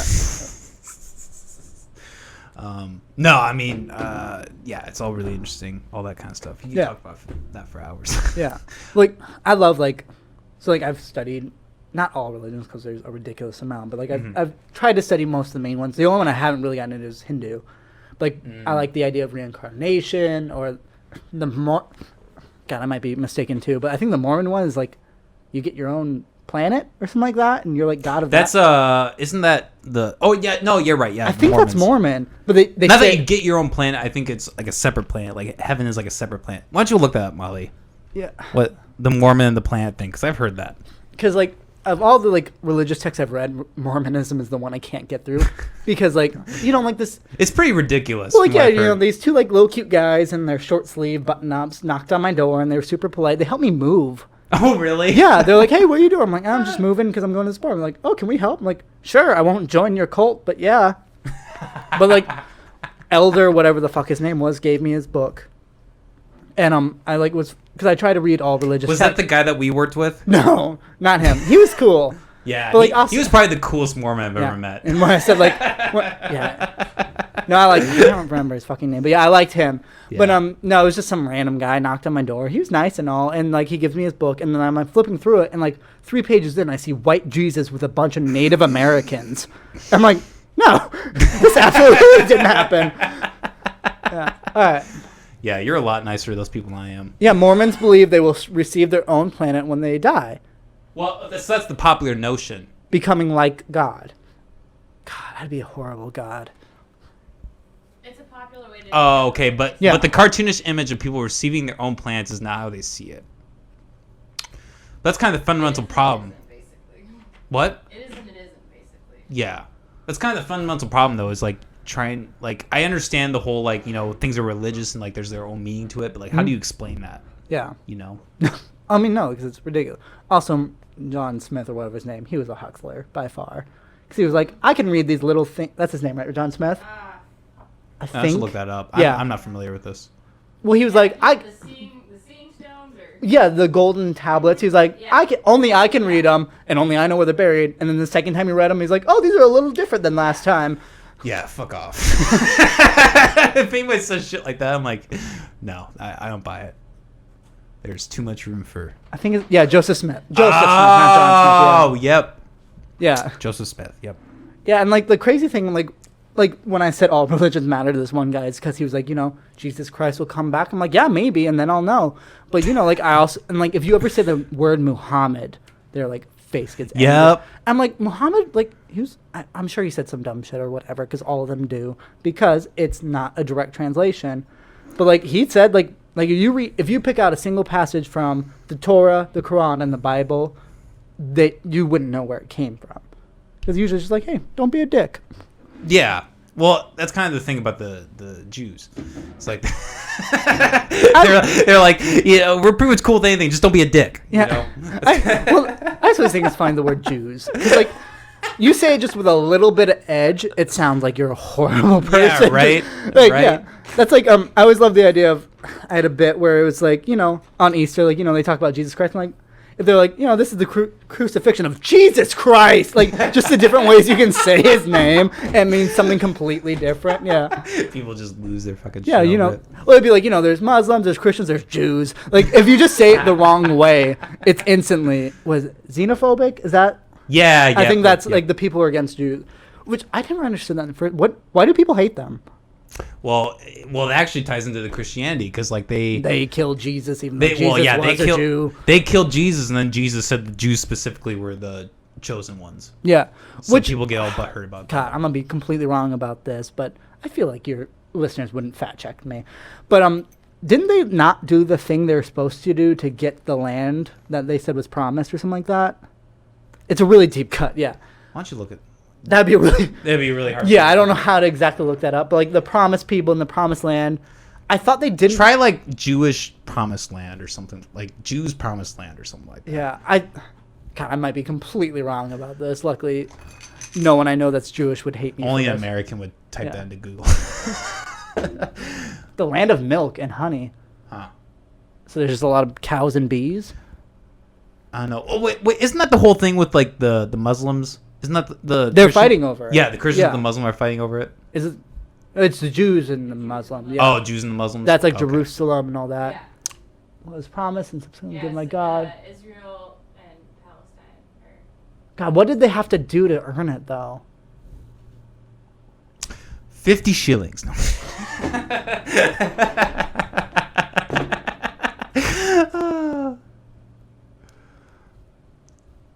Huh. Well, yeah. That's the promised land. Well, we could talk about this all day. Like, knowing me, like, Yeah, fuck, and I it was talk also the this for hours. promised land when they didn't know the rest of the fucking world existed. Yeah, exactly. Well, that's another thing people don't realize. Like, you know, there was a point where like the world was just Asia. Yeah, You know, people that's it. that was really recently. That was like, fuck, Yeah, in the spawn of 1,000 time. years ago, In probably. the spawn of time. Well, also, like, you know, like, people think America is forever because what we've been around for 200 plus years, 1776 or whatever. Almost, well, like 250 ish. Sure. Yeah. Yeah. But, like, the thing is, like, you know, pharaohs ruled Egypt for, like, 2,000 years. Yeah, And we yeah. have fucked up America already. Yeah, for real. Yeah, like like- Alexander the Great and like all that. Like they Yeah, like, conquered I don't for know how years. long Greece or Rome ruled. Long As long time. as they obeyed the covenant, they were allowed to have a promised land. Okay, so the minute... So they broke it. So like just regular human shit. Well, yeah, I don't even know what the covenant exactly is either. Like, is that all the Jewish rules? Because they have, like... I haven't really I studied. believe by covenant they mean the Ten Commandments. Oh, Probably. all right. So the minute makes one of sense. them's like, you know, I don't really like my parents, like, move out. Get out of our country. Kind of like the idea of like, because like, shit, was it Abraham who like led them through the desert for 40 years? Someone map quest. Moses, Yes, thank you. Someone map quested it, and it should have taken like at max 2 weeks. Oh, really? Now that's funny. I've never heard that. Yeah, That's like, hilarious. Yeah, someone just like pulled up on like Google Maps, like here to here, like, even if you were wandering that, you'd be fine. Yeah, They so, do a lot of praying in between. well, yeah, like the idea of wandering is like, have we seen that cactus before? I don't know. Turn around. The idea was that God wouldn't let them find their way. Alright. Then why don't they say fuck God? That's what I don't Right. get. Right, they're like, oh shit, oh well. Yep. 40 years. My child has lived and died before we found this. Like, yeah. Well, that's kind of the great thing about like living in this time, though, is I think we're finally in a time in history where people can say "fuck God." Yeah. They can really be like, I'm gonna do me for me. Yeah. I'm gonna do what I want to do. Like, I don't hate the idea of a higher power, but if he's these very, very specific things, fuck him. I don't give a shit. He's gonna also like the idea of free will versus God's plan doesn't work. Complete paradox. I'm already destined to go to hell or not. So he knows what I'm gonna do, so I'm gonna do what he knows I'm like. It doesn't make sense.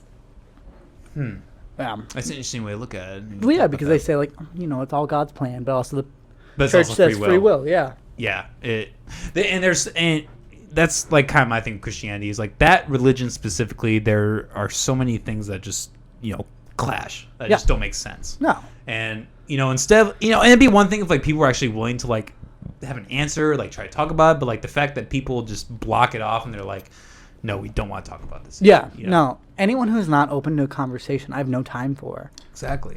Like, I don't like definitive statements. So like to me personally, I think I believe in a God, but to anyone who says there's no God, I'm like, all right, well, we can't have that conversation then. Yeah. It's true. No, and like even though I acknowledge myself as an atheist, I can never 100% say there is no God. Yeah, 'cause you don't know.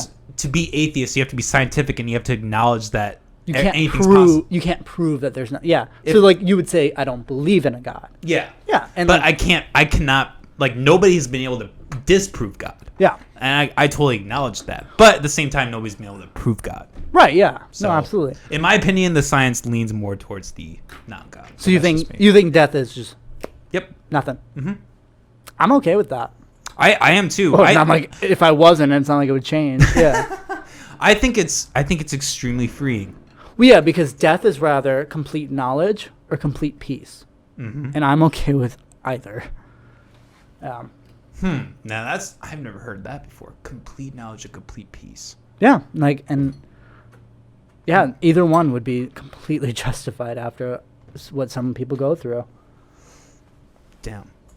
Well, we've been already talking for a minute, but you have some more contraptions, and I feel like we would be doing the audience injustice if we did not All right, do a couple more of these. Yeah, mousetrap, super easy one. It's just I set it off on my tongue, just normal everyday. Your tongue? Yeah, I mean it's one of the more sensitive parts of your body, but it's a normal mousetrap. Just that always sounds scary, but Just normal. So like one thing I do that people call me out on is I don't set it and then stick my tongue into it because I'm not gonna fucking risk the whatever this trigger is, this little piece of copper or whatever. But what I do is I just hold it at which is a little bit. Oh, well, that's still like the same. Yeah, thing. no, it's a little bit tighter honestly than the normal thing. And so like here, the risk of why I tell people like don't fuck around with this, I do just because also some people have given me a couple bucks for it, is you go too loose like here, I would lose the tip of my tongue. You go too deep. I didn't even think about that. Yeah, no, the tip of your tongue is small enough to be like off, and also you hit your fucking teeth, you lose them. I think it was the great Nippolini lost his 2 front teeth. I don't expect him to listen to this, but like that's what I heard from another freak show artist. And the great Nippolini, I'll just tell you a little fact about him. He's this weird fucking artist where I'm sorry to call him out, but I saw some of the swallowing swords he made. Not a good welder. But he was a great performance artist where I don't know if they were pierced or he used weird clamps on his nipples because he was the great Nippolini. He would just lift just a shit ton of weight with his nipples. Yeah, I don't know how or why or like when he started it, but yeah. Here, we'll let you do your thing first, but we'll look at that. All right, yeah. I mean, this one, again, the whole thing with like freak show stunts is they only take a millisecond because I'm just showing it. So this one I do like a big countdown when I'm like performing in like a bar or whatever. But here I'll just do it just to show the people. So normal mousetrap. All I do is just this: stick your tongue out as far as possible. Oh, there he is. And that. And there you have that. Kind of has. Oh, okay. Yeah. So you get deep enough, your tongue sticks out on either side of it. Like it'll leave like I think I probably have a line. Yeah. Damn. And like I bruise it. I've also just like set it off just on like my stomach skin or whatever. It's not a big deal. I've never done fingers just because that doesn't sound fun. Because like my finger won't break. It'll just hurt. Yeah. And I don't need my finger to hurt. Yeah. Yeah. So there's a great Nippolini. Great. All right, so that 1, 2, 3, 4, fifth picture. I'm trying to see what he's performing. Yeah, blow in that front up. of. I was just trying to see the yeah. So That's an anvil, oh, right? shit, yeah. So that's probably what, like 25, even more pounds than that. Annual sideshow gathering. I don't even know what that is. Jesus Christ. Yeah, most of these look like anvils that he's doing. Oh, except for yeah. Yeah. So incredible artist. Did he ever lose his nipples? Not that I've ever heard of. I know he's in one of my books about freak shows. Yeah. Damn. No, he sounds like a cool guy. The swords he built, the welds were sloppy, but that's it. That's the only negative thing I have to say about him. So, and I don't know what else he does. I think I saw a photo of him doing blockhead, which is pretty run of the mill. So is that like a standard move, blockhead? Yeah, I think so, because that's a lot of what barkers will do. Like a barker is someone who will go out into a crowd. Like on Coney Island, there's one freak show or sideshow place. And so someone might go through like the theme park and be like, hey, come all, come see this, whatever the fuck. And like they'll do like a small stunt where like maybe they'll do the mousetrap or they'll like, hammer in a nail. Something super mobile that they can like entice people into. Because like no one's going to bring a sword out and swallow it just to like promote a show. Because that is the show. Yeah, well, I can imagine like so much could go wrong during sword swallowing. I worked with one woman who had to have surgery because she cut something doing a sword swallowing act. Yeah, and she was this tiny little contortionist. She was the one who stood on my bed of nails like when I performed, because she was tiny. And yeah, she had a big scar, and she said like, yeah, I got that from fucking up during a sword swallowing routine. And like that terrified me because she hadn't swallowed a sword since she had done the school that I did. And she got one like halfway down, which is still crazy impressive. But like my mentor, it hit his stomach. Like I've heard of people swallowing a metal like sphere or whatever, swallowing a sword, and like you can hear it clink against it, like crazy shit like that. Oh really? Yeah. Oh my god. No, this one artist who I met named Jelly Boy, he's my favorite performer I've ever seen. He was a clown, but like a loose based.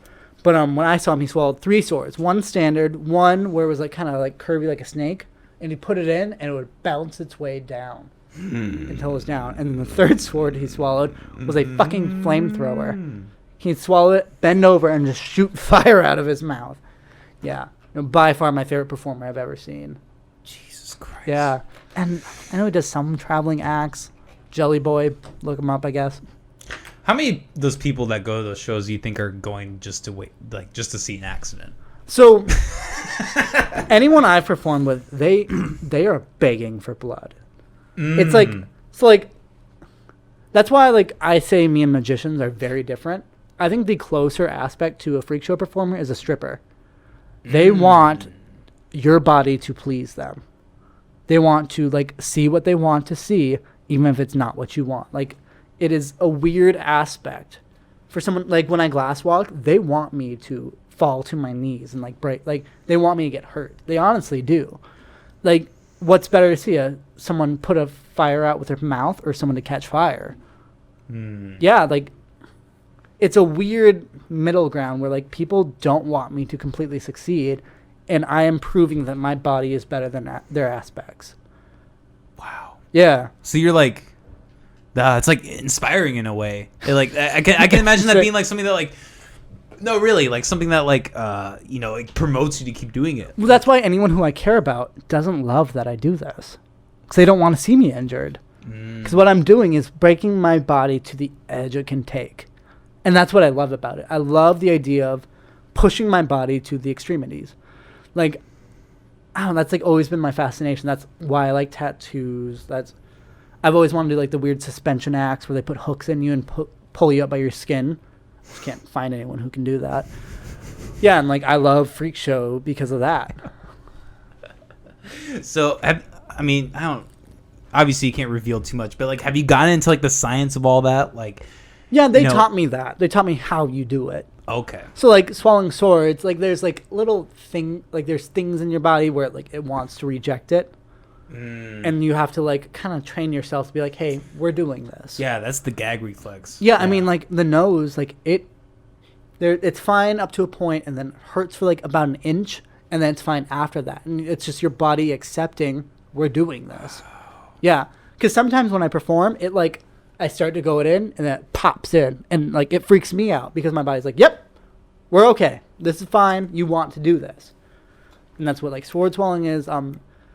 I've been trying to train myself to be okay being on fire. Because I want to do this little, like, tiny little stunt where, like, I have a lighter, I light it, and then I drop it, but my hand's on fire. And, like, just for a second, extinguish it or whatever. But it's really hard to fight this fight or flight, like, aspect where, like, you're not supposed to be on fire. Yeah, well, Like, that's kind of what I was talking about earlier, like the mental. Like, I'm curious to like if you do like any kind of meditation or. I've tried. So meditation's kind of a weird thing for me because from welding, actually, I have a really bad back. I one time picked up something too heavy for me, and like it kind of like messed up my spine a little bit or whatever. I don't know. I've never seen an actual doctor about it, so it might be bullshit, and I just sleep wrong every night. But so like I'm kind of always in a little bit of pain. So for me to meditate, a lot of times I have to induce a pain that I can control. So bed of nails is a really good aspect for that. Where I'll put like a little wooden board on it. I'll lay on that. Where like if I lay on it, I'm uncomfortable because I'm like kind of tucked up. And then release myself on the nails. So I am allowing myself to be in pain. If that makes sense. Yeah. And then I can understand that. It's kind of like almost like a Buddhist kind of mentality. Like, whatever it's called, where like people like whip themselves for their own sins or something. Yeah, like that kind of shit. But like you're allowing yourself to be in pain to find. So like there, like with that kind of pain, I can kind of like trace it into like the core or whatever. I think chakras. I honestly don't fucking know what's real, but yeah, like that's kind of an aspect of it. So like if I want, so I remember one time I went like just hiking in Colorado, just for a weekend, and I wanted to meditate, and I had a lot of trouble because I couldn't not concentrate on my back hurting. So what I did is I went out, I found the sharpest rock I could, and I just squeezed it while I tried to meditate, just so I could like, this was something I could control. If I needed it to be less, I could release. If I needed to be more, I could tighten. And that's the way I was able to meditate. To kind of, I would squeeze that, kind of like you trace your aspects, and you can find your own core. So, like, I don't know if it's the right kind of meditation where I completely tuned out because I am still actively, like, interfering with things, I guess. Yeah. Because also, I remember one of my tattoo artists, or my only tattoo artist, she said when she got branded, which is something I've always wanted to do, that's when she had an out-of-body experience. Because she said her body was in so much pain, it rejected her consciousness. Where it was like, you've got to get the fuck out of here, and it threw her out. And that's something I really want to reach. Damn. Take some acid. Maybe, yeah. So, like, my apartment, I'd be terrified to do hard drugs in because it is fucking dangerous. Yeah, with all your contractions. Yeah, and, like, no, like, my coffee table's a bed of nails. Oh, yeah. shit. So, like, yeah, I built a big bed of nails, put it on a couple cinder blocks because that's what gets crushed on me, and that's my coffee table now, yeah. You guys send me that. You guys Yeah, send no, me a pic of absolutely, that. yeah. Holy shit. That's awesome. Yeah, and, like, you know, I've got, like, a chainsaw in the corner. I've got my sledgehammer over here. There's nails everywhere because I feel like this is, like, my symbol or whatever. Yeah, you know what? I wouldn't want to trip there either. Yeah, So no. I don't blame you. Because if you're, yeah. Holy shit. Damn. Yeah, not to sidetrack, but it is so, to me, it's just so trippy and bizarre. Like, knowing you from the cinema, Right. and knowing you now. Yeah. I think we both have just you know, like I said, it's been 6 years since we've known each other. I love how that works, though. Yeah. No, because me and my like absolute best friend, we used to live together, and one day we just weren't friends. He was like kind of dick to me, and he was like, I don't really want to be friends anymore. So I moved out. And then 4 years later, we found each other again, and like we had become two completely different but still coinciding people. Yeah. And like then we had new stories to share and all that. Like I love how people grow. Like, you know, like it's like what we knew each other when we were 18. Yeah, like barely there. You Yeah, and like we were fucking idiots. We're not much smarter now, but like we've experienced life. Experience. Fuck, like yeah, the shit you've been through, I can't even imagine. Yeah, marriage and a divorce since then. Jesus. How long was the marriage for? The marriage was 2 years. We were together for Wow. about 4. I didn't know you were married that long. That's crazy. Yep. So that was like a legitimate, yeah. Yeah, it So was like my longest relationship, 10 months. Damn. So I can't even understand. It's a lot, man. Yeah. You know, and we were together for 4 years. Yeah, no, I can't picture that at all. Yeah. What that's like. You know, and you know, I still struggle with it to this day. Well, no, of you know? course. That was a huge. You had a moment where you decided to be with this person for the rest of your life. Mm-hmm. And you had a moment where you're like, fuck that. That's crazy. Two very, you know, separate but both very important moments. Yeah, and like and- very anxiety-inducing moments. And completely defining moments. Mm-hmm. So, like, I don't think I've had those. Or, I mean, like, little ones, but, like, I haven't had, like, those huge steps. I'm just kind of, like, dumb fucking my way through life. And here I am. It led me to this apartment, this day, this hour. And I'm happy. Yeah. Well, I'm happy you're here too. Yeah. No, but you know what, man? Like, I tell everybody, like, don't fucking force it. Like, even Right. if you're fucking 28 and you haven't met anyone, like, don't. You still have like so many years of your life to find that really good person. Yeah, God's and plan. Stick with them. You know. I don't know about all that. No, yeah, because my last two relationships, it's because I really wanted to be in a relationship. And both those people, horrible for me. But, you know, like, I stuck around for, like, I mean, they only let me stick around for, like, a month. But, like, I was miserable the entire time, but I wanted it so bad. I was like, this is what I need. But you know what? Those experience, like, even though those experiences are bad, they're necessary. Like, Yeah. they make you such a better person. Like, Absolutely, yeah. They make you like, you know, they make you smarter. Like to, you know, find the kind of people that you want to be with in the future. Like, okay, I was with that person. A, B, and C was fucking terrible. Yeah. I don't want any of those 3 factors at all with Absolutely. anybody else I'm with. You Although, know, like, one of those factors for me was literally, she was a lesbian. Yeah. not even bisexual, just straight up lesbian. So I've rode that line a lot because I'm such a feminine man or whatever. So those teetering on lesbian and bisexual will date me for a little bit, and they're like, too much dick. Oh, yeah, I too much see. dick, not enough tits. Yeah. I see. So you're the person that makes them change their mind. Yeah, I'm the tipping point.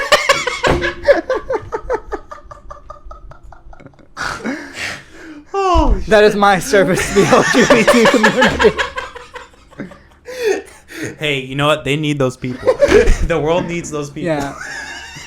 No. Yeah, so that was one of my ex girlfriends. But also fuck her in general. No, that was a weird one because we dated for like a month and a half maybe. First half was good, last half was completely shitty. We didn't see each other enough for me to break up with her. And then like she dumped me over text, which was fine. But then she like messaged my best friend and she's like, "Hey, you know Jacob hates you, right?" And that was like a weird, just like, what the fuck is happening? Yeah. You have nothing better to do on a Friday night. You're just Yeah. sitting here like plotting people against each other. Yeah. No, she apologized like a year later. She's like, "Sorry, I was like pussy too much. I was a dick to you." What the fuck is happening? Yeah. No, but like that's where I've done stand up. When I was in New York, one of my entire bits was about her. Oh, really? Yeah, well, it was my breakup with her because I handled the breakup really weirdly because like I was okay with it, but I was still bummed or whatever. And there's 3 things I really got into, and that was goat cheese curds. Goat cheese is the shit. Yeah, no, I would Fuck just yeah. buy cheese curds of goat cheese, and I would just eat that like every night. The musical Annie, like the Oh, you know, like yeah, the little yeah. ginger orphan, Yeah, and just yeah. masturbating. And, you know, yeah, and you're like not at the same time because you can't eat goat cheese and masturbate. That's fucking disgusting. No. And then on stage, I would sing the song just like the cum will come out tomorrow. Bet your bottom dollar that tomorrow there'll be cum. I hope you weren't masturbating to Annie, because that might raise some bit. issues. So, like, yeah, and then like the crazy thing about that breakup is that like a couple weeks later, she's like, "Hey, I want you back." I'm like, "I don't." And like that's what really set her off. And like I kind of like figured out like after watching Annie, he was like, like, oh, I should maybe go for a redhead next time, because Daddy Warbucks. My ex-wife is a redhead. Yeah, there you go, Daddy Warbucks. Yeah, and I remember when I told her, like, I didn't want her back. She was like, yeah, well, your apartment's gross, your dick is trash, and you're balding. I was like, Jesus Christ. Yeah, so that was that relationship.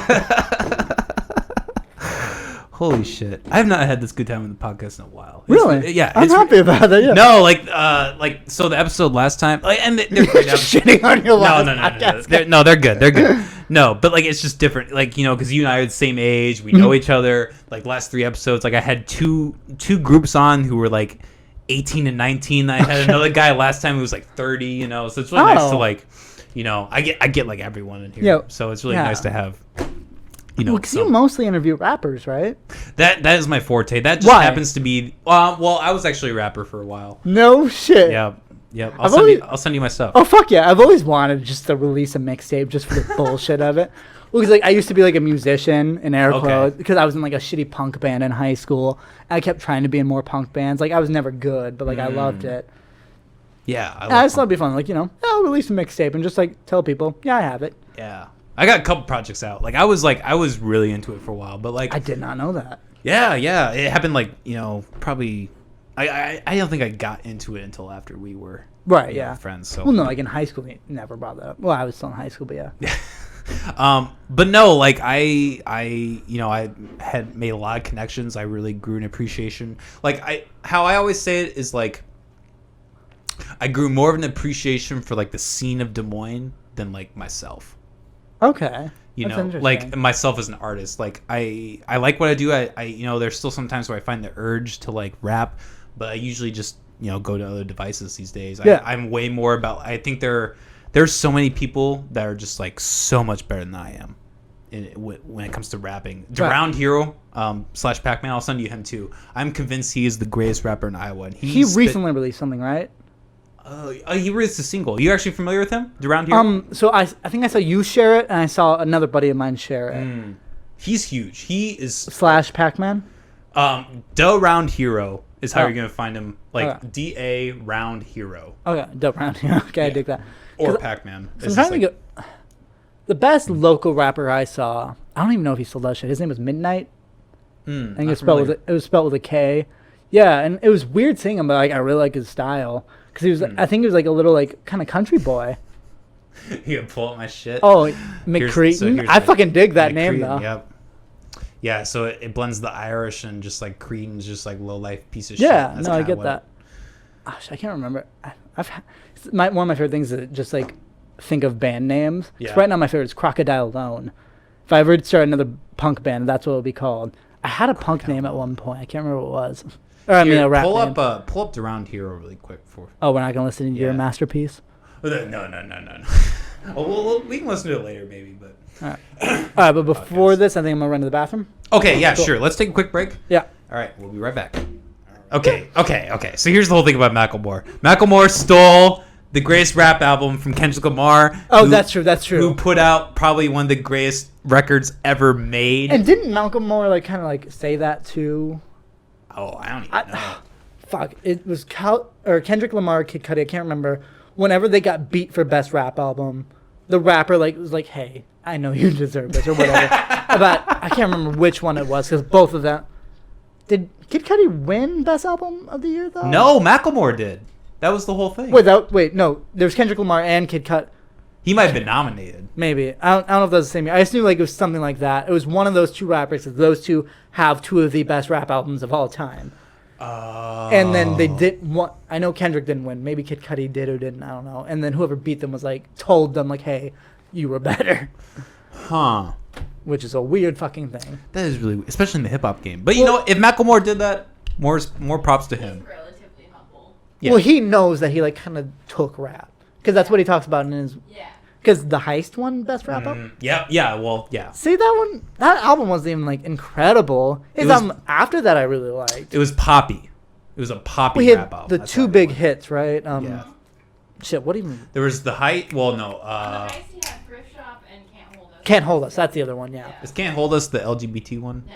Oh, shit. No, that one too. Oh, that was a good one, too. Yeah. Sam Love was good. Yeah. Yeah, I forgot about there that. you go. That was a good one. Because then whatever his album behind that, where it was like the Matchstick or whatever, that one was good. And he talks about that, like, See, I guess like I don't even think like he's like a bad rapper. I just like No. hate. I just hate the fact that he. But hearing that information, you know, if it maybe- was even him. Yeah, if it was him, you know, maybe that'll reframe my mind. Well, on that 'cause more. Which Kendrick album was that? That The wasn't. Kid Mad City. Oh, okay, yeah. Did Damn win? Damn won, right? No. Oh wait, no. Damn one best rap album. Damn better have won because that is the best rap Oh, album I've ever heard. yeah. I think. Oh really? You like that better than Pimp Butterfly? Yes, because I Damn. think it just like Damn. digs deeper. Well, like Pimp a Butterfly, I have more fun with, but like Damn, I'm like, Jesus. Although, who's your favorite rapper? I don't know if I really have a favorite. I would say like the GOAT is Biggie. I know it's a really old school Okay. answer, but Well, greatest of all time. I think I do put Tupac over Biggie. Really? That's more because I like his music more. Tupac did more, but I think Biggie had more artistry and he was just a better rapper. I could dig that because like Tupac, I like his backbeats a lot more than Biggie's, so I can groove with the song more. But Biggie, like he speaks very clearly, and like you get all that he's saying, and I love that. Well, his wordplay was like Yes. fucking insane. Jesus. It was so like game breaking. Like you never heard it. Like Ready to Die, that might be the greatest rap album of all time. All right, because my personal favorite rapper, he's not super well known, but I highly recommend it. It's Graydon Square. Not familiar. Yeah, he does like shit. What's his big album called? It's like Type 3 and then something else, and he like raps about like the scientific theory. It's called Omniverse, I think, and he raps Oh, about like the okay. idea of that, about different like universes, and like he's super scientific, and I really love him. But really, just that one album. But I think it's a Interesting. perfect album. Yeah. Interesting. Yeah. Well, shit. We've already been talking for a while, but you had a. I don't know why it's still going, but my computer keeps like. That's really disturbing. We're good all the way through. Yeah. Yeah. No, we're still going. We're still rolling, but like my computer just keeps like sleeping and. Probably fucked up. Yeah, that Fun. is really disconcerting to me. Yeah, yeah, that's the thing with the McAllister Hours. It's not a true McAllister Hours episode unless we have some technical difficulty of some kind. So you have your final act that we've been, I have two more acts if you want. Oh, I okay. also have the hand trap. Yeah, so that I was gonna ask about that. What you want to pull out the hand trap? All right, that one's like such a bitch to set up. I can talk while he sets it up. So Jacob this is White. like I think it's like a coyote trap or something. Like, I have to take my socks off to do this. I hate doing this. Wait, you do this on your foot? No, I do it on my hand. Oh. No, I need my foot to set it up because the socks are too slippery. Oh. So what I'm gathering is the worst part is setting it up, not the actual pain involved. The worst part is just shoving your fucking hand into it. Oh, I see. Oh, wait. Oh, okay. So yeah, it's kind of hard to set up. So this is definitely cut outable. That's fine. That's Yeah. fine. So, for those who can't see, he's basically taking his 2 feet. It's like a bear trap. He's like taking his 2 Yeah, feet it's- and he's splitting it open. I think it's a coyote trap. Okay. But it's kind of the same style as a bear trap, Yeah, right? it's the exact same. thing. Okay. I'm really scared of releasing it. Oh, Okay. damn. And it's like wide open. Yeah. Molly's nervous. Don't. Holy sh- Yeah. Okay. Okay. I'll be still. Don't set off. Hey. This is like this fucking sucks to do on stage, by the way. I'm just trying to set it down properly without setting it off. Can you like hold it close by the chain closer to the thing without setting it off? And I can hold it down here, but it's fucking scary. Ah! I'm not trying to break a finger today. Okay. It is set and it is open. This might be the most intense the McAllister Hours has ever gotten. No, I fucking hate this. So, the idea of this is it's just a normal trap, and I'm gonna set it off. off on anything else. Normal trap. Yeah, no, it's like a 1.5, whatever the fuck. I bought this from Bass Pro Shop, and it's funny because I went to Bass Pro Shop dressed like this, and they were like, "What the fuck are you doing here?" Are you actually gonna buy anything? Yeah. Yeah. So yeah, I fucking hate this so much. All right, so what I do on stage always is like, all right, I'm really fucking nervous to do this because I could legitimately break my entire hand on this. So I'm gonna need you guys to count down for me just a little bit. You have a mic too, right? I do. All right, so if you can just count down for me, ready? What, Right. from 3? I guess, yeah, 3, 2, 1. All right. 3, 2. I'm sorry, ma'am, I didn't hear you counting. No, this is what I do on stage. This is my exact routine. Because someone always doesn't fucking count. I'm like, hey, I really need your help with this. Okay. It's only three numbers in a go, Molly. You All can right, do it. So ready? It's All a right. mic test. Yeah. All right. Ready? So 3. 3, 2, 1. Wait, are we going on 1 or are we going on go? Oh, Because I don't even know. All right. Ready? Yeah. Go. Okay. Go. All right. So we're going on go. All right. Ready? 1. 3, 2. Oh fuck! I fucked up. Sorry. I'm so sorry. I'm nervous. I keep fucking up. All right. Ready? All right. From 3. 3. And it's on. So here is it. It's on my hand. So, you want me to play to the camera a little bit?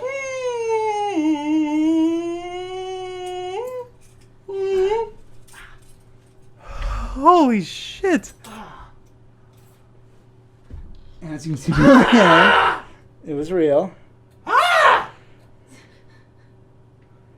Dude, what the fuck? And that. So you guys actually set up my routine perfectly. Good. That is what I do on stage is the fuck ups and everything. Yeah. Oh, Yeah. No, okay. that's all because I told you like that act takes what, half a second. All it is closing on my fucking But hand. it's the shock factor. Yes. It's like you're in the confusion that... Yes. And don't get me wrong, this fucking hurts and no one should ever do it. Like, I can't recommend it. Or I don't know how to say that properly. Like, don't fucking do this. No, because as you can see, like, this last one hit my knuckle. Well, these 3 I got below it, but that one hit. Yeah, I think your middle finger's turning... That part's turning a little blue. Well, yeah, no. Yeah. No, it will bruise because I said a fucking animal. This is meant to break, like, a coyote's leg or whatever. Yeah. Jesus Christ, dude. Yeah. And, like, that act, like, that hurt probably maybe less than the nail. Less than the nail? Really? Because the nail, I am pushing. I am doing it. I am forcing it. This, I'm just touching it. Yeah. Jesus fucking Christ, man. And that is considered a strongman act. So that is this, as me being as weak as possible, I can do that strongman act. Because otherwise, like other strongman acts, like I'm a Ben Steele or fucking bear trap my entire arm, which I've never seen that done. But fuck that. Yeah. So I'm hoping this will be your most viewed podcast. I would hope. Yeah. I mean, if it's not, fuck you. Well, yeah, You because should that be watching audio will this just shit. be allowed, and you gasping. You know, if anything, man, I'll like put like a fucking compilation Tiny on clips, Insta- yeah, just on my stunts, yeah. Something on Instagram where it's just like, this is where shit got fucking crazy. Yeah. Yeah, and then later I can do the glass walking. Yeah, I do have a couple more questions. Yeah, no, for absolutely. you. And I'm very up to just continue talking. Yes. I enjoy my own voice very much so. No, I love that you said they have a radio background. Like, this is definitely a very Yeah, I smooth used to podcast. host for 88.7 KWDM The Point, Des Moines' #1 modern rock station. So you're just like kind of like the last guest. You're primed for talking. I'm egocentric, as some will say. No, because, yeah, I enjoy myself talking, and kind of tangent, but like with like the dating scene, I love first dates because I always get to tell my best stories. You know, I always get to tell the stories where I'm like, this is where they'll fucking laugh, this is where they'll give me in the eyes, like this and this, yeah. Like, I don't know, like, because you tell your best shit the first time you meet somebody. Yeah, And that's I true. haven't met you in, what, 6 years? Yeah. So, yeah. like, I have good stories again. But no, the day-to-day, I'd be like, yeah, I went to school today, and then I didn't, and now I'm here. How you doing? Yeah, That's right. it. I'd be like, all right, I schooled, and then I worked. What about you? That used to be my stories. That's kind of what it is these days, isn't it? Like with dating, it just all seems really boring. I'm really, me and Molly met through Tinder, and Yep. that was a really rarity. But like, Big fan of Tinder. dude, I fucking hate Tinder. Oh, no, I hate that shit. hate it. Well, 'cause I get the weird things, like, for me, like, because my main fucking Tinder thing is me eating fire. So I'm like, yeah, I bet you get you slay pussy with that though. it helps, definitely. But then the weird thing about that is people are like, I'm a bucket list check. Oh. Yes. They see me as the freak or whatever. So anytime I'm like, yeah, I'm going to work, they're like, ugh, you have a job.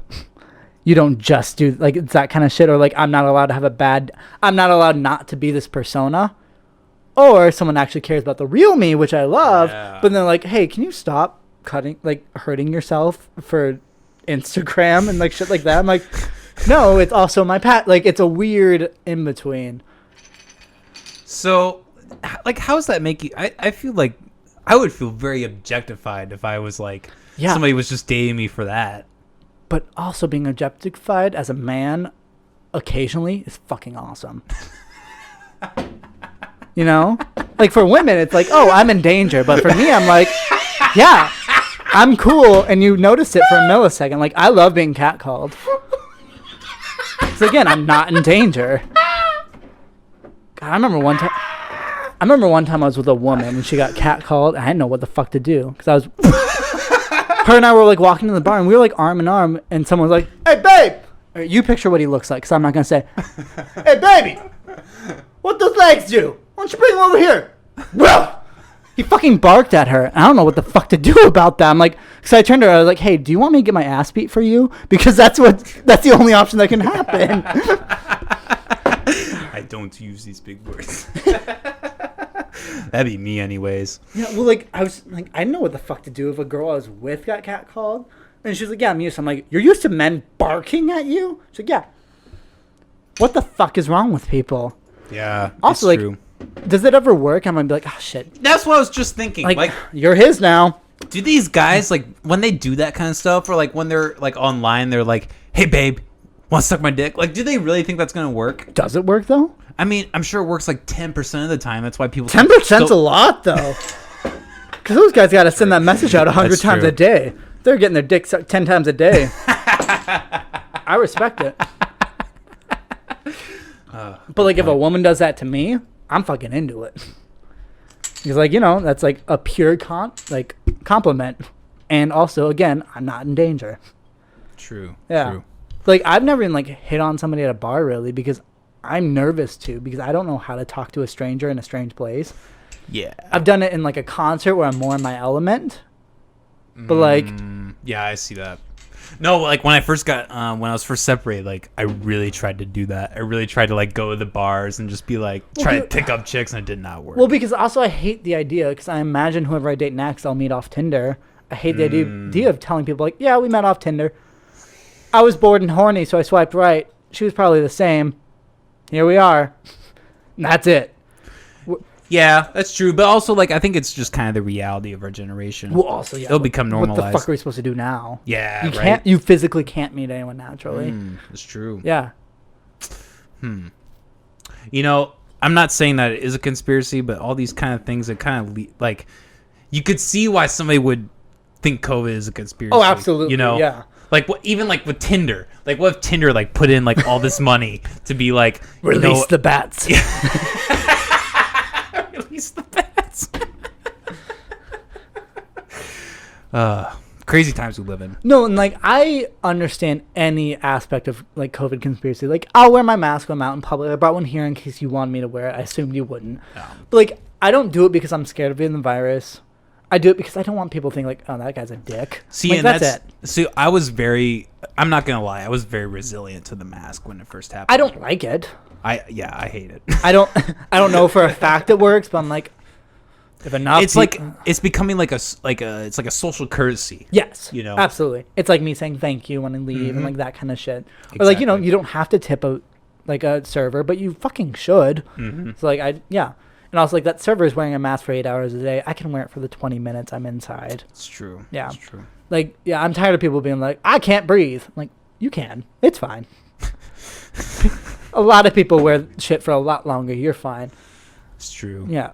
You know, and that's kind of the whole thing with COVID is I think it's really like, it's really sedimented in our minds, like how much worse things could be. Yeah. Because on the grand scheme of things, in terms of like a pandemic or like an ecological disaster, not a bad COVID pandemic. was like the tip of the iceberg. Yeah, which we lost less than 200,000, but more than like 100 and something thousand, right?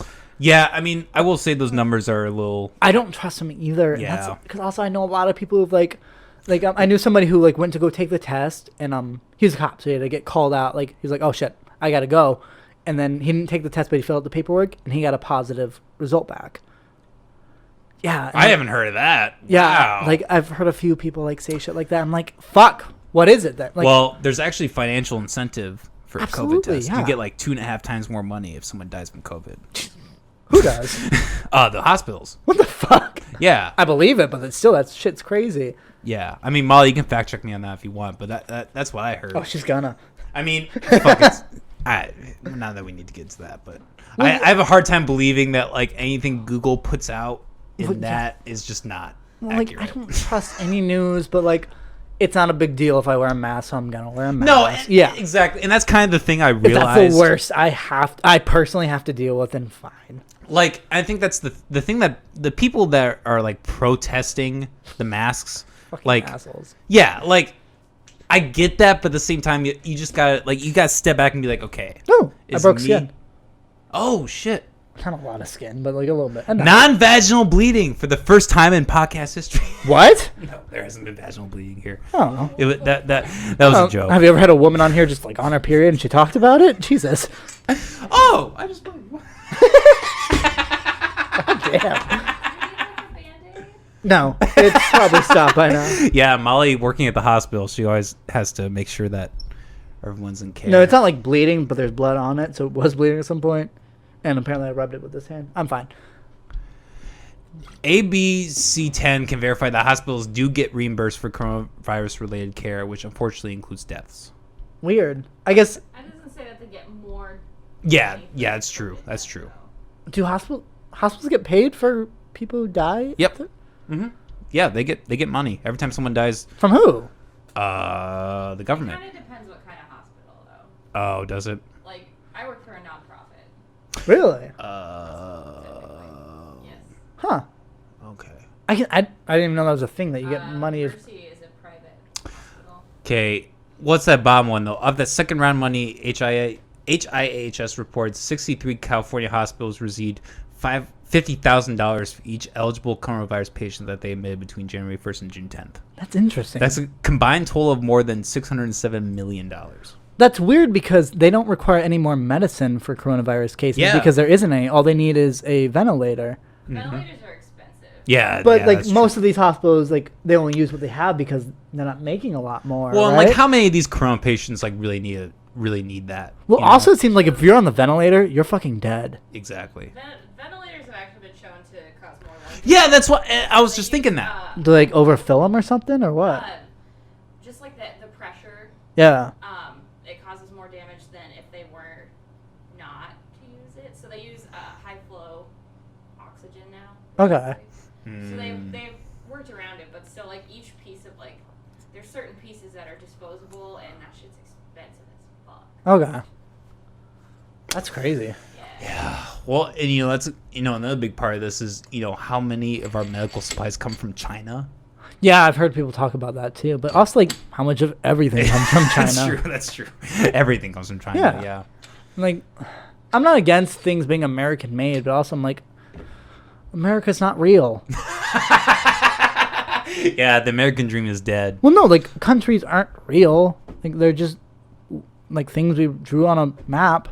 Like Africa, like a bunch of white people fucked up Africa because we drew the like, oh, this is a country, this is a country, like because that's what the Rwanda thing was with the fuck what it. Hutus and Tutsis. I only knew Tutsis. Thank you. Yeah, like we just put them together and they're like, we fucking hate each other, Yeah. so they're gonna fucking fight. Yeah, and just someone just like, that's a good shape on a map. Yeah. Yeah. No, because like I think it's funny that we're not allowed in any other country right now, right? I don't think that's true. I thought we were banned from other countries. I mean, maybe.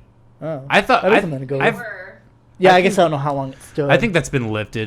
Because Yeah. I've actually heard that like air travel is actually one of the least likely places you can get COVID.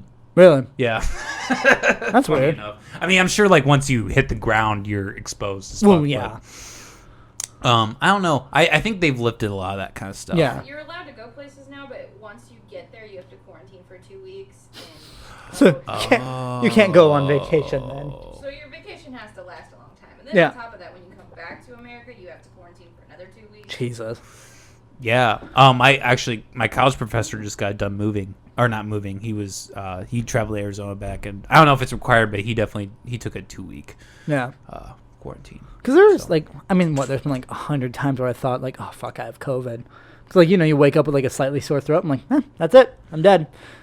Dude, when COVID first hit, I got really fucking sick. Because I was sick like a month before it supposedly Oh, came to really? America. Yeah. Okay. And like I took the flu test and like, it's not the flu, but you have flu symptoms. So I had like 104 fever. Damn. But my thing is always, like, I had a cold like probably like a month ago. Whenever Derico or whatever the fuck they call it hit, I got a cold because I was out in it, and like they said it wasn't corona because like I'm coughing up something, where corona's like a dry cough, and I'm coughing up like phlegm, which means like it's a cold mixed with allergies. Yeah, that kind of shit. But like you don't fucking know. And also like flu season coming. Yeah, I mean that's the biggest problem with all this is like nobody really knows. Right. This has all happened so fast. I have yet to find like a confirmed source about all this that I can truly believe. Yeah. 100%. On like this week it came out that Trump diminished. Yes, thank you. Not diminished what like the actual like risk was. Well, that whole thing is sketchy with like All of Trump is sketchy. Yeah, I mean, I don't care if you're political or not. Like Trump is a huckster. Like and don't get me wrong, I fucking hate Biden too. Yeah. I'll vote for him, but I'll wash my hands after I vote. Yeah. Yeah, that's good. I'll probably vote for Jill Jorgensen. I know she's not going to win, but I hate that I feel like I can't. You know? yeah, and that's why I want to vote for her. Yeah. I get that. Here's my theory: Joe Jorgensen won't win, but like if she got 30% of the votes, That'd be That would be crazy. huge Yeah. for the Libertarian Party. That would be fucking huge. Yeah, if she could just fucking debate with them, I'd be Yeah. stoked. Oh, she would, and that's probably why they don't want her to debate because she'd kick both their ass. Yeah, because she'd be arguing with two old as fuck, like obviously somewhat senile men. Like yeah, and she'd be fucking on top of her game because she also knows shit. Any God, who's the last libertarian guy? Gary Johnson. I fucking loved him. Oh, really? Yeah, because like he like during like a small debate, he like openly like in a bit admitted he smoked weed. Yeah. Because there was like that thing where like weed can like increase like heart issues, and he like faked a heart attack or something like that. Yeah, like. Yeah, he's a total butthead. But like fuck Joe Biden and fuck Trump, but fuck Trump a little bit more. I don't know. I hate it. I hate everything. The whole game is fucked up. Yeah. Well, no, because also like coronavirus, I believe it's been politicized, but I believe the results also have. The fact that wearing a mask is a political like side is crazy. Yeah, no, and that was kind of the thing when this first hit. I was really hoping like, please don't let this get politicized. Can we just like all fucking just like any be other humans? fucking country? Yeah, exactly. Yeah. So we've been already talking for a bit. Before we get to your final act, I want to ask you. So I remember back in the day, you were super fucking into Kiss, like obsessed. You still? So, I had a story about Kiss. Okay. Yeah, when I was living downtown, I remember one day I was walking to the grocery store, and while walking, because I live downtown, and like That's okay. All right. So yeah, I was walking downtown and just to the Hy-Vee on whatever the fuck, and I noticed like 4 people in a row wearing Kiss shirts. I was like, that's fucking weird. So I googled it, and Kiss was in town that night. Oh damn. Yeah, and it was like just like a Tuesday or whatever the fuck during the week, and I just like looked up the cheapest tickets. It was like $30, and I bought them. And I was like, yeah, fuck it, I'll go to Kiss tonight. It was my favorite band as a child, and I went to the concert. And I got like, it was horrible seats. I was like completely over to the side in the top row. And I noticed like in a little circle, nobody was sitting. Like, all right. So I wandered down there, grabbed a way too expensive, like Jack. Like I could probably like a double of Jack, and it was like that much, and it was like $18. It was fucking ridiculous. Because usually I pregame because I live downtown, so I walk everywhere. But I didn't know this was happening, so I'm not gonna pregame high V. So I walked just to Wells Fargo. I buy that, and then I see these open seats, and I walk down there. I just choose a random spot, and then later I find out that these seats are for people who buy VIP tickets, and they're allowed the front row, or they can sit when they're bored, or like when they're tired of standing or whatever. And the seat I chose, the person never got tired. So I got to stay. And when Kiss came out, I was 30 feet from my childhood heroes. I paid $30 for that. Yeah. No way! That's fucking awesome. Yeah, it's like to the point where I could feel Gene Simmons breathe fire. And by the way, I can breathe a bigger fireball than him. But yeah, so I was 30 feet from like Kiss, and I paid nothing. And I didn't even know this was going to happen tonight. And it was like, they like kind of sucked because they're in their mid 70s. Yeah, they're old as. They gotta be really old. No, like do you want to look that up, Molly? Yeah, like how old is they are? Well, it's only Paul Stanley and Gene Simmons because like. Oh, really? I didn't know that. Because it's Vic Benza is the So the guitarist? drummer and the bassist or whatever the other guitarist. Peter left. Criss and Ace Frehley left a long time ago. I think they left after they made the movie, and I've seen the movie and I understand why they left because it was fucking horrendous. Movie. Yes, it was Kiss versus the Phantom of the something. So when did they do the Live 4 tour though? Because that's one of my all-time favorite live albums. The Really? Live 4? Yeah, when they did Interesting. the symphony, when they had the Melbourne Symphony. Okay, yes, because I own Live 2 on vinyl.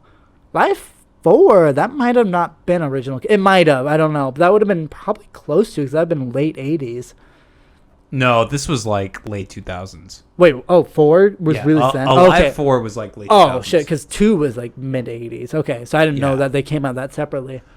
Oh, wow. There have been like 6 Kiss members, yeah. No, there's been like 9. Holy shit, I didn't even know there were that many. As far as I know, Eric Singer is still the drummer and Vinnie Vincent is still the guitarist. So he's the spaceman and Eric is the cat. As far as I know, I might be wrong. So yeah.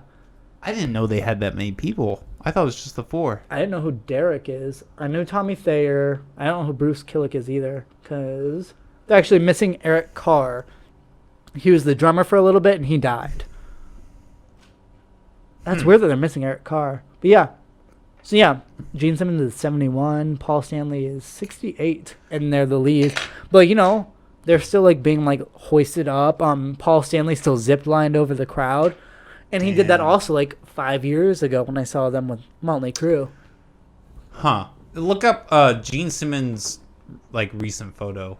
That motherfucker, because he is like one of the few people that were in the industry who was like clean the whole time. He was clean? I think so. Well, maybe not the whole time. At least now he doesn't do any drugs. A lot of them don't because they physically can't. Yeah, that's true. I mean, he looks kind. I mean, I guess he looks good for 71. Yeah. I mean, the hair can't be The hair's real. dyed. Yes. That's still a lot. Oh, I like that. The Tommy Wiseau. Oh, okay. So That's fucking hilarious. So you know the Room very well. Oh right? yeah. Okay, Huge so fan. actually, I have a story about the Room. Jesus. Did you ever work with Jennifer? Yeah. Okay. Off camera, I gotta tell you a story about her, her in the Room. So go ahead. All right. So on this jacket, I have this button where it's the "Hello, doggy" from the Room, right? Oh. Okay. So this is actually a prize item for an award I won. So when the making of the Room, the the movie of the Room, The Disaster Artist came out, right? You know about that? Yeah. With Seth Seth Rogen and James Franco. They held a competition. I would have you Google this, but it's gonna be impossible to find. But they released a competition of recreate a scene from the Room as publicly and as like just ridiculous as possible. You can maybe look up Disaster Artist competition. Disaster Artist competition, recreation or recreation, I should say. Just competition should have the winners on it. Maybe, but they had this, and we won second place. And I was in the film. I played Tommy Wiseau. Oh, no way! So what happened was me and my buddy Chase, and Chase at the time, he was like a bigger guy. He had a beard. He was like blonde or whatever. He played whoever the fuck the girl in the Room is. I know who you're talking about. Yeah, fuck my sweetheart. But yeah, and I played Tommy Wiseau. Lisa. What? Yeah. Lisa. Yes. Tear me apart. Yeah, and what we did is we found a bed in the street of Iowa City, and we picked it up and we brought it to the the old capital of Iowa. So in Iowa City, they have the old Capitol. And we recreated the sex scene of the room on, You're fucking the belly button. All right, the Tommy Awards. I'm in it for a second.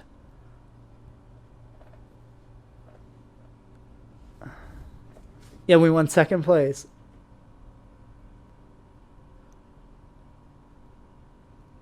Yeah, 'cause I don't know. If so, we can cut this out. We might get copyrighted for this. Maybe. So. We'll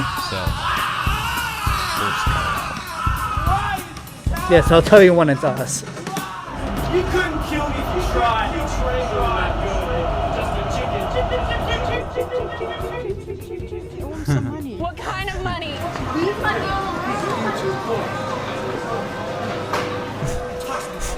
That old guy.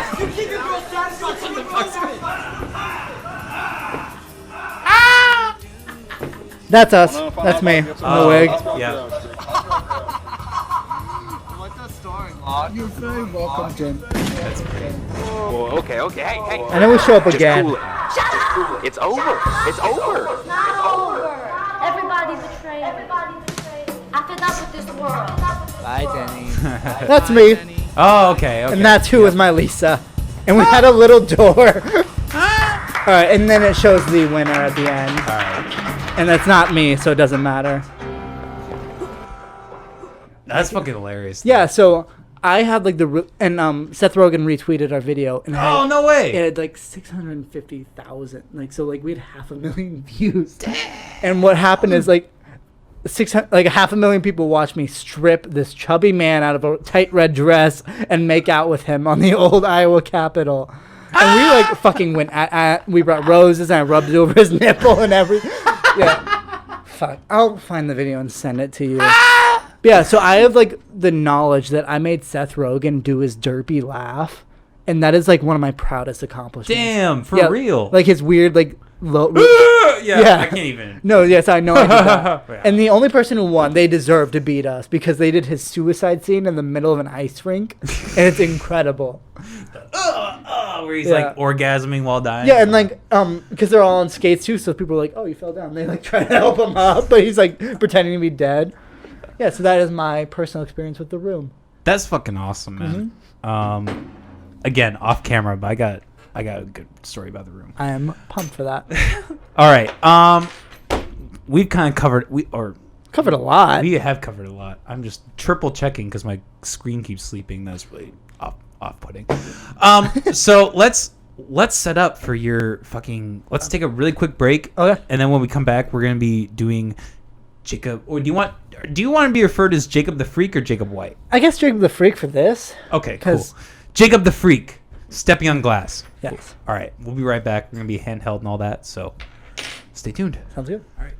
All right, we're back. For the finale, Jacob the Freak is about to do his fucking glass stepping shit. I cannot believe we're doing this here live in the McAllister Hours studio. This might be the most intense moment that the podcast has ever seen. So I will step away from the mic and we'll let Jacob do his thing. Yeah, I don't know how close you want a mic on it so you can pick up the broken glass sound. Do some ASMR shit. Yeah. Fuck yeah. Here, one sec. Yeah. Let's So I brought this as close as I could. shit. Do you want this little, What? the little baby one? I mean, this one. Actually, yeah. This one is Just pretty do that. close. Just do that. That sounds way easier. Okay. Well, Okay. So we'll just do that. All right. Okay. am I supposed to flip the, Yep. Okay. Well, I guess. or just What? up and down Just get constantly? just drag as much as you can. Yeah. All right. Tell me when you're ready. Whatever As you ready as are. we'll ever be. All right. Ready?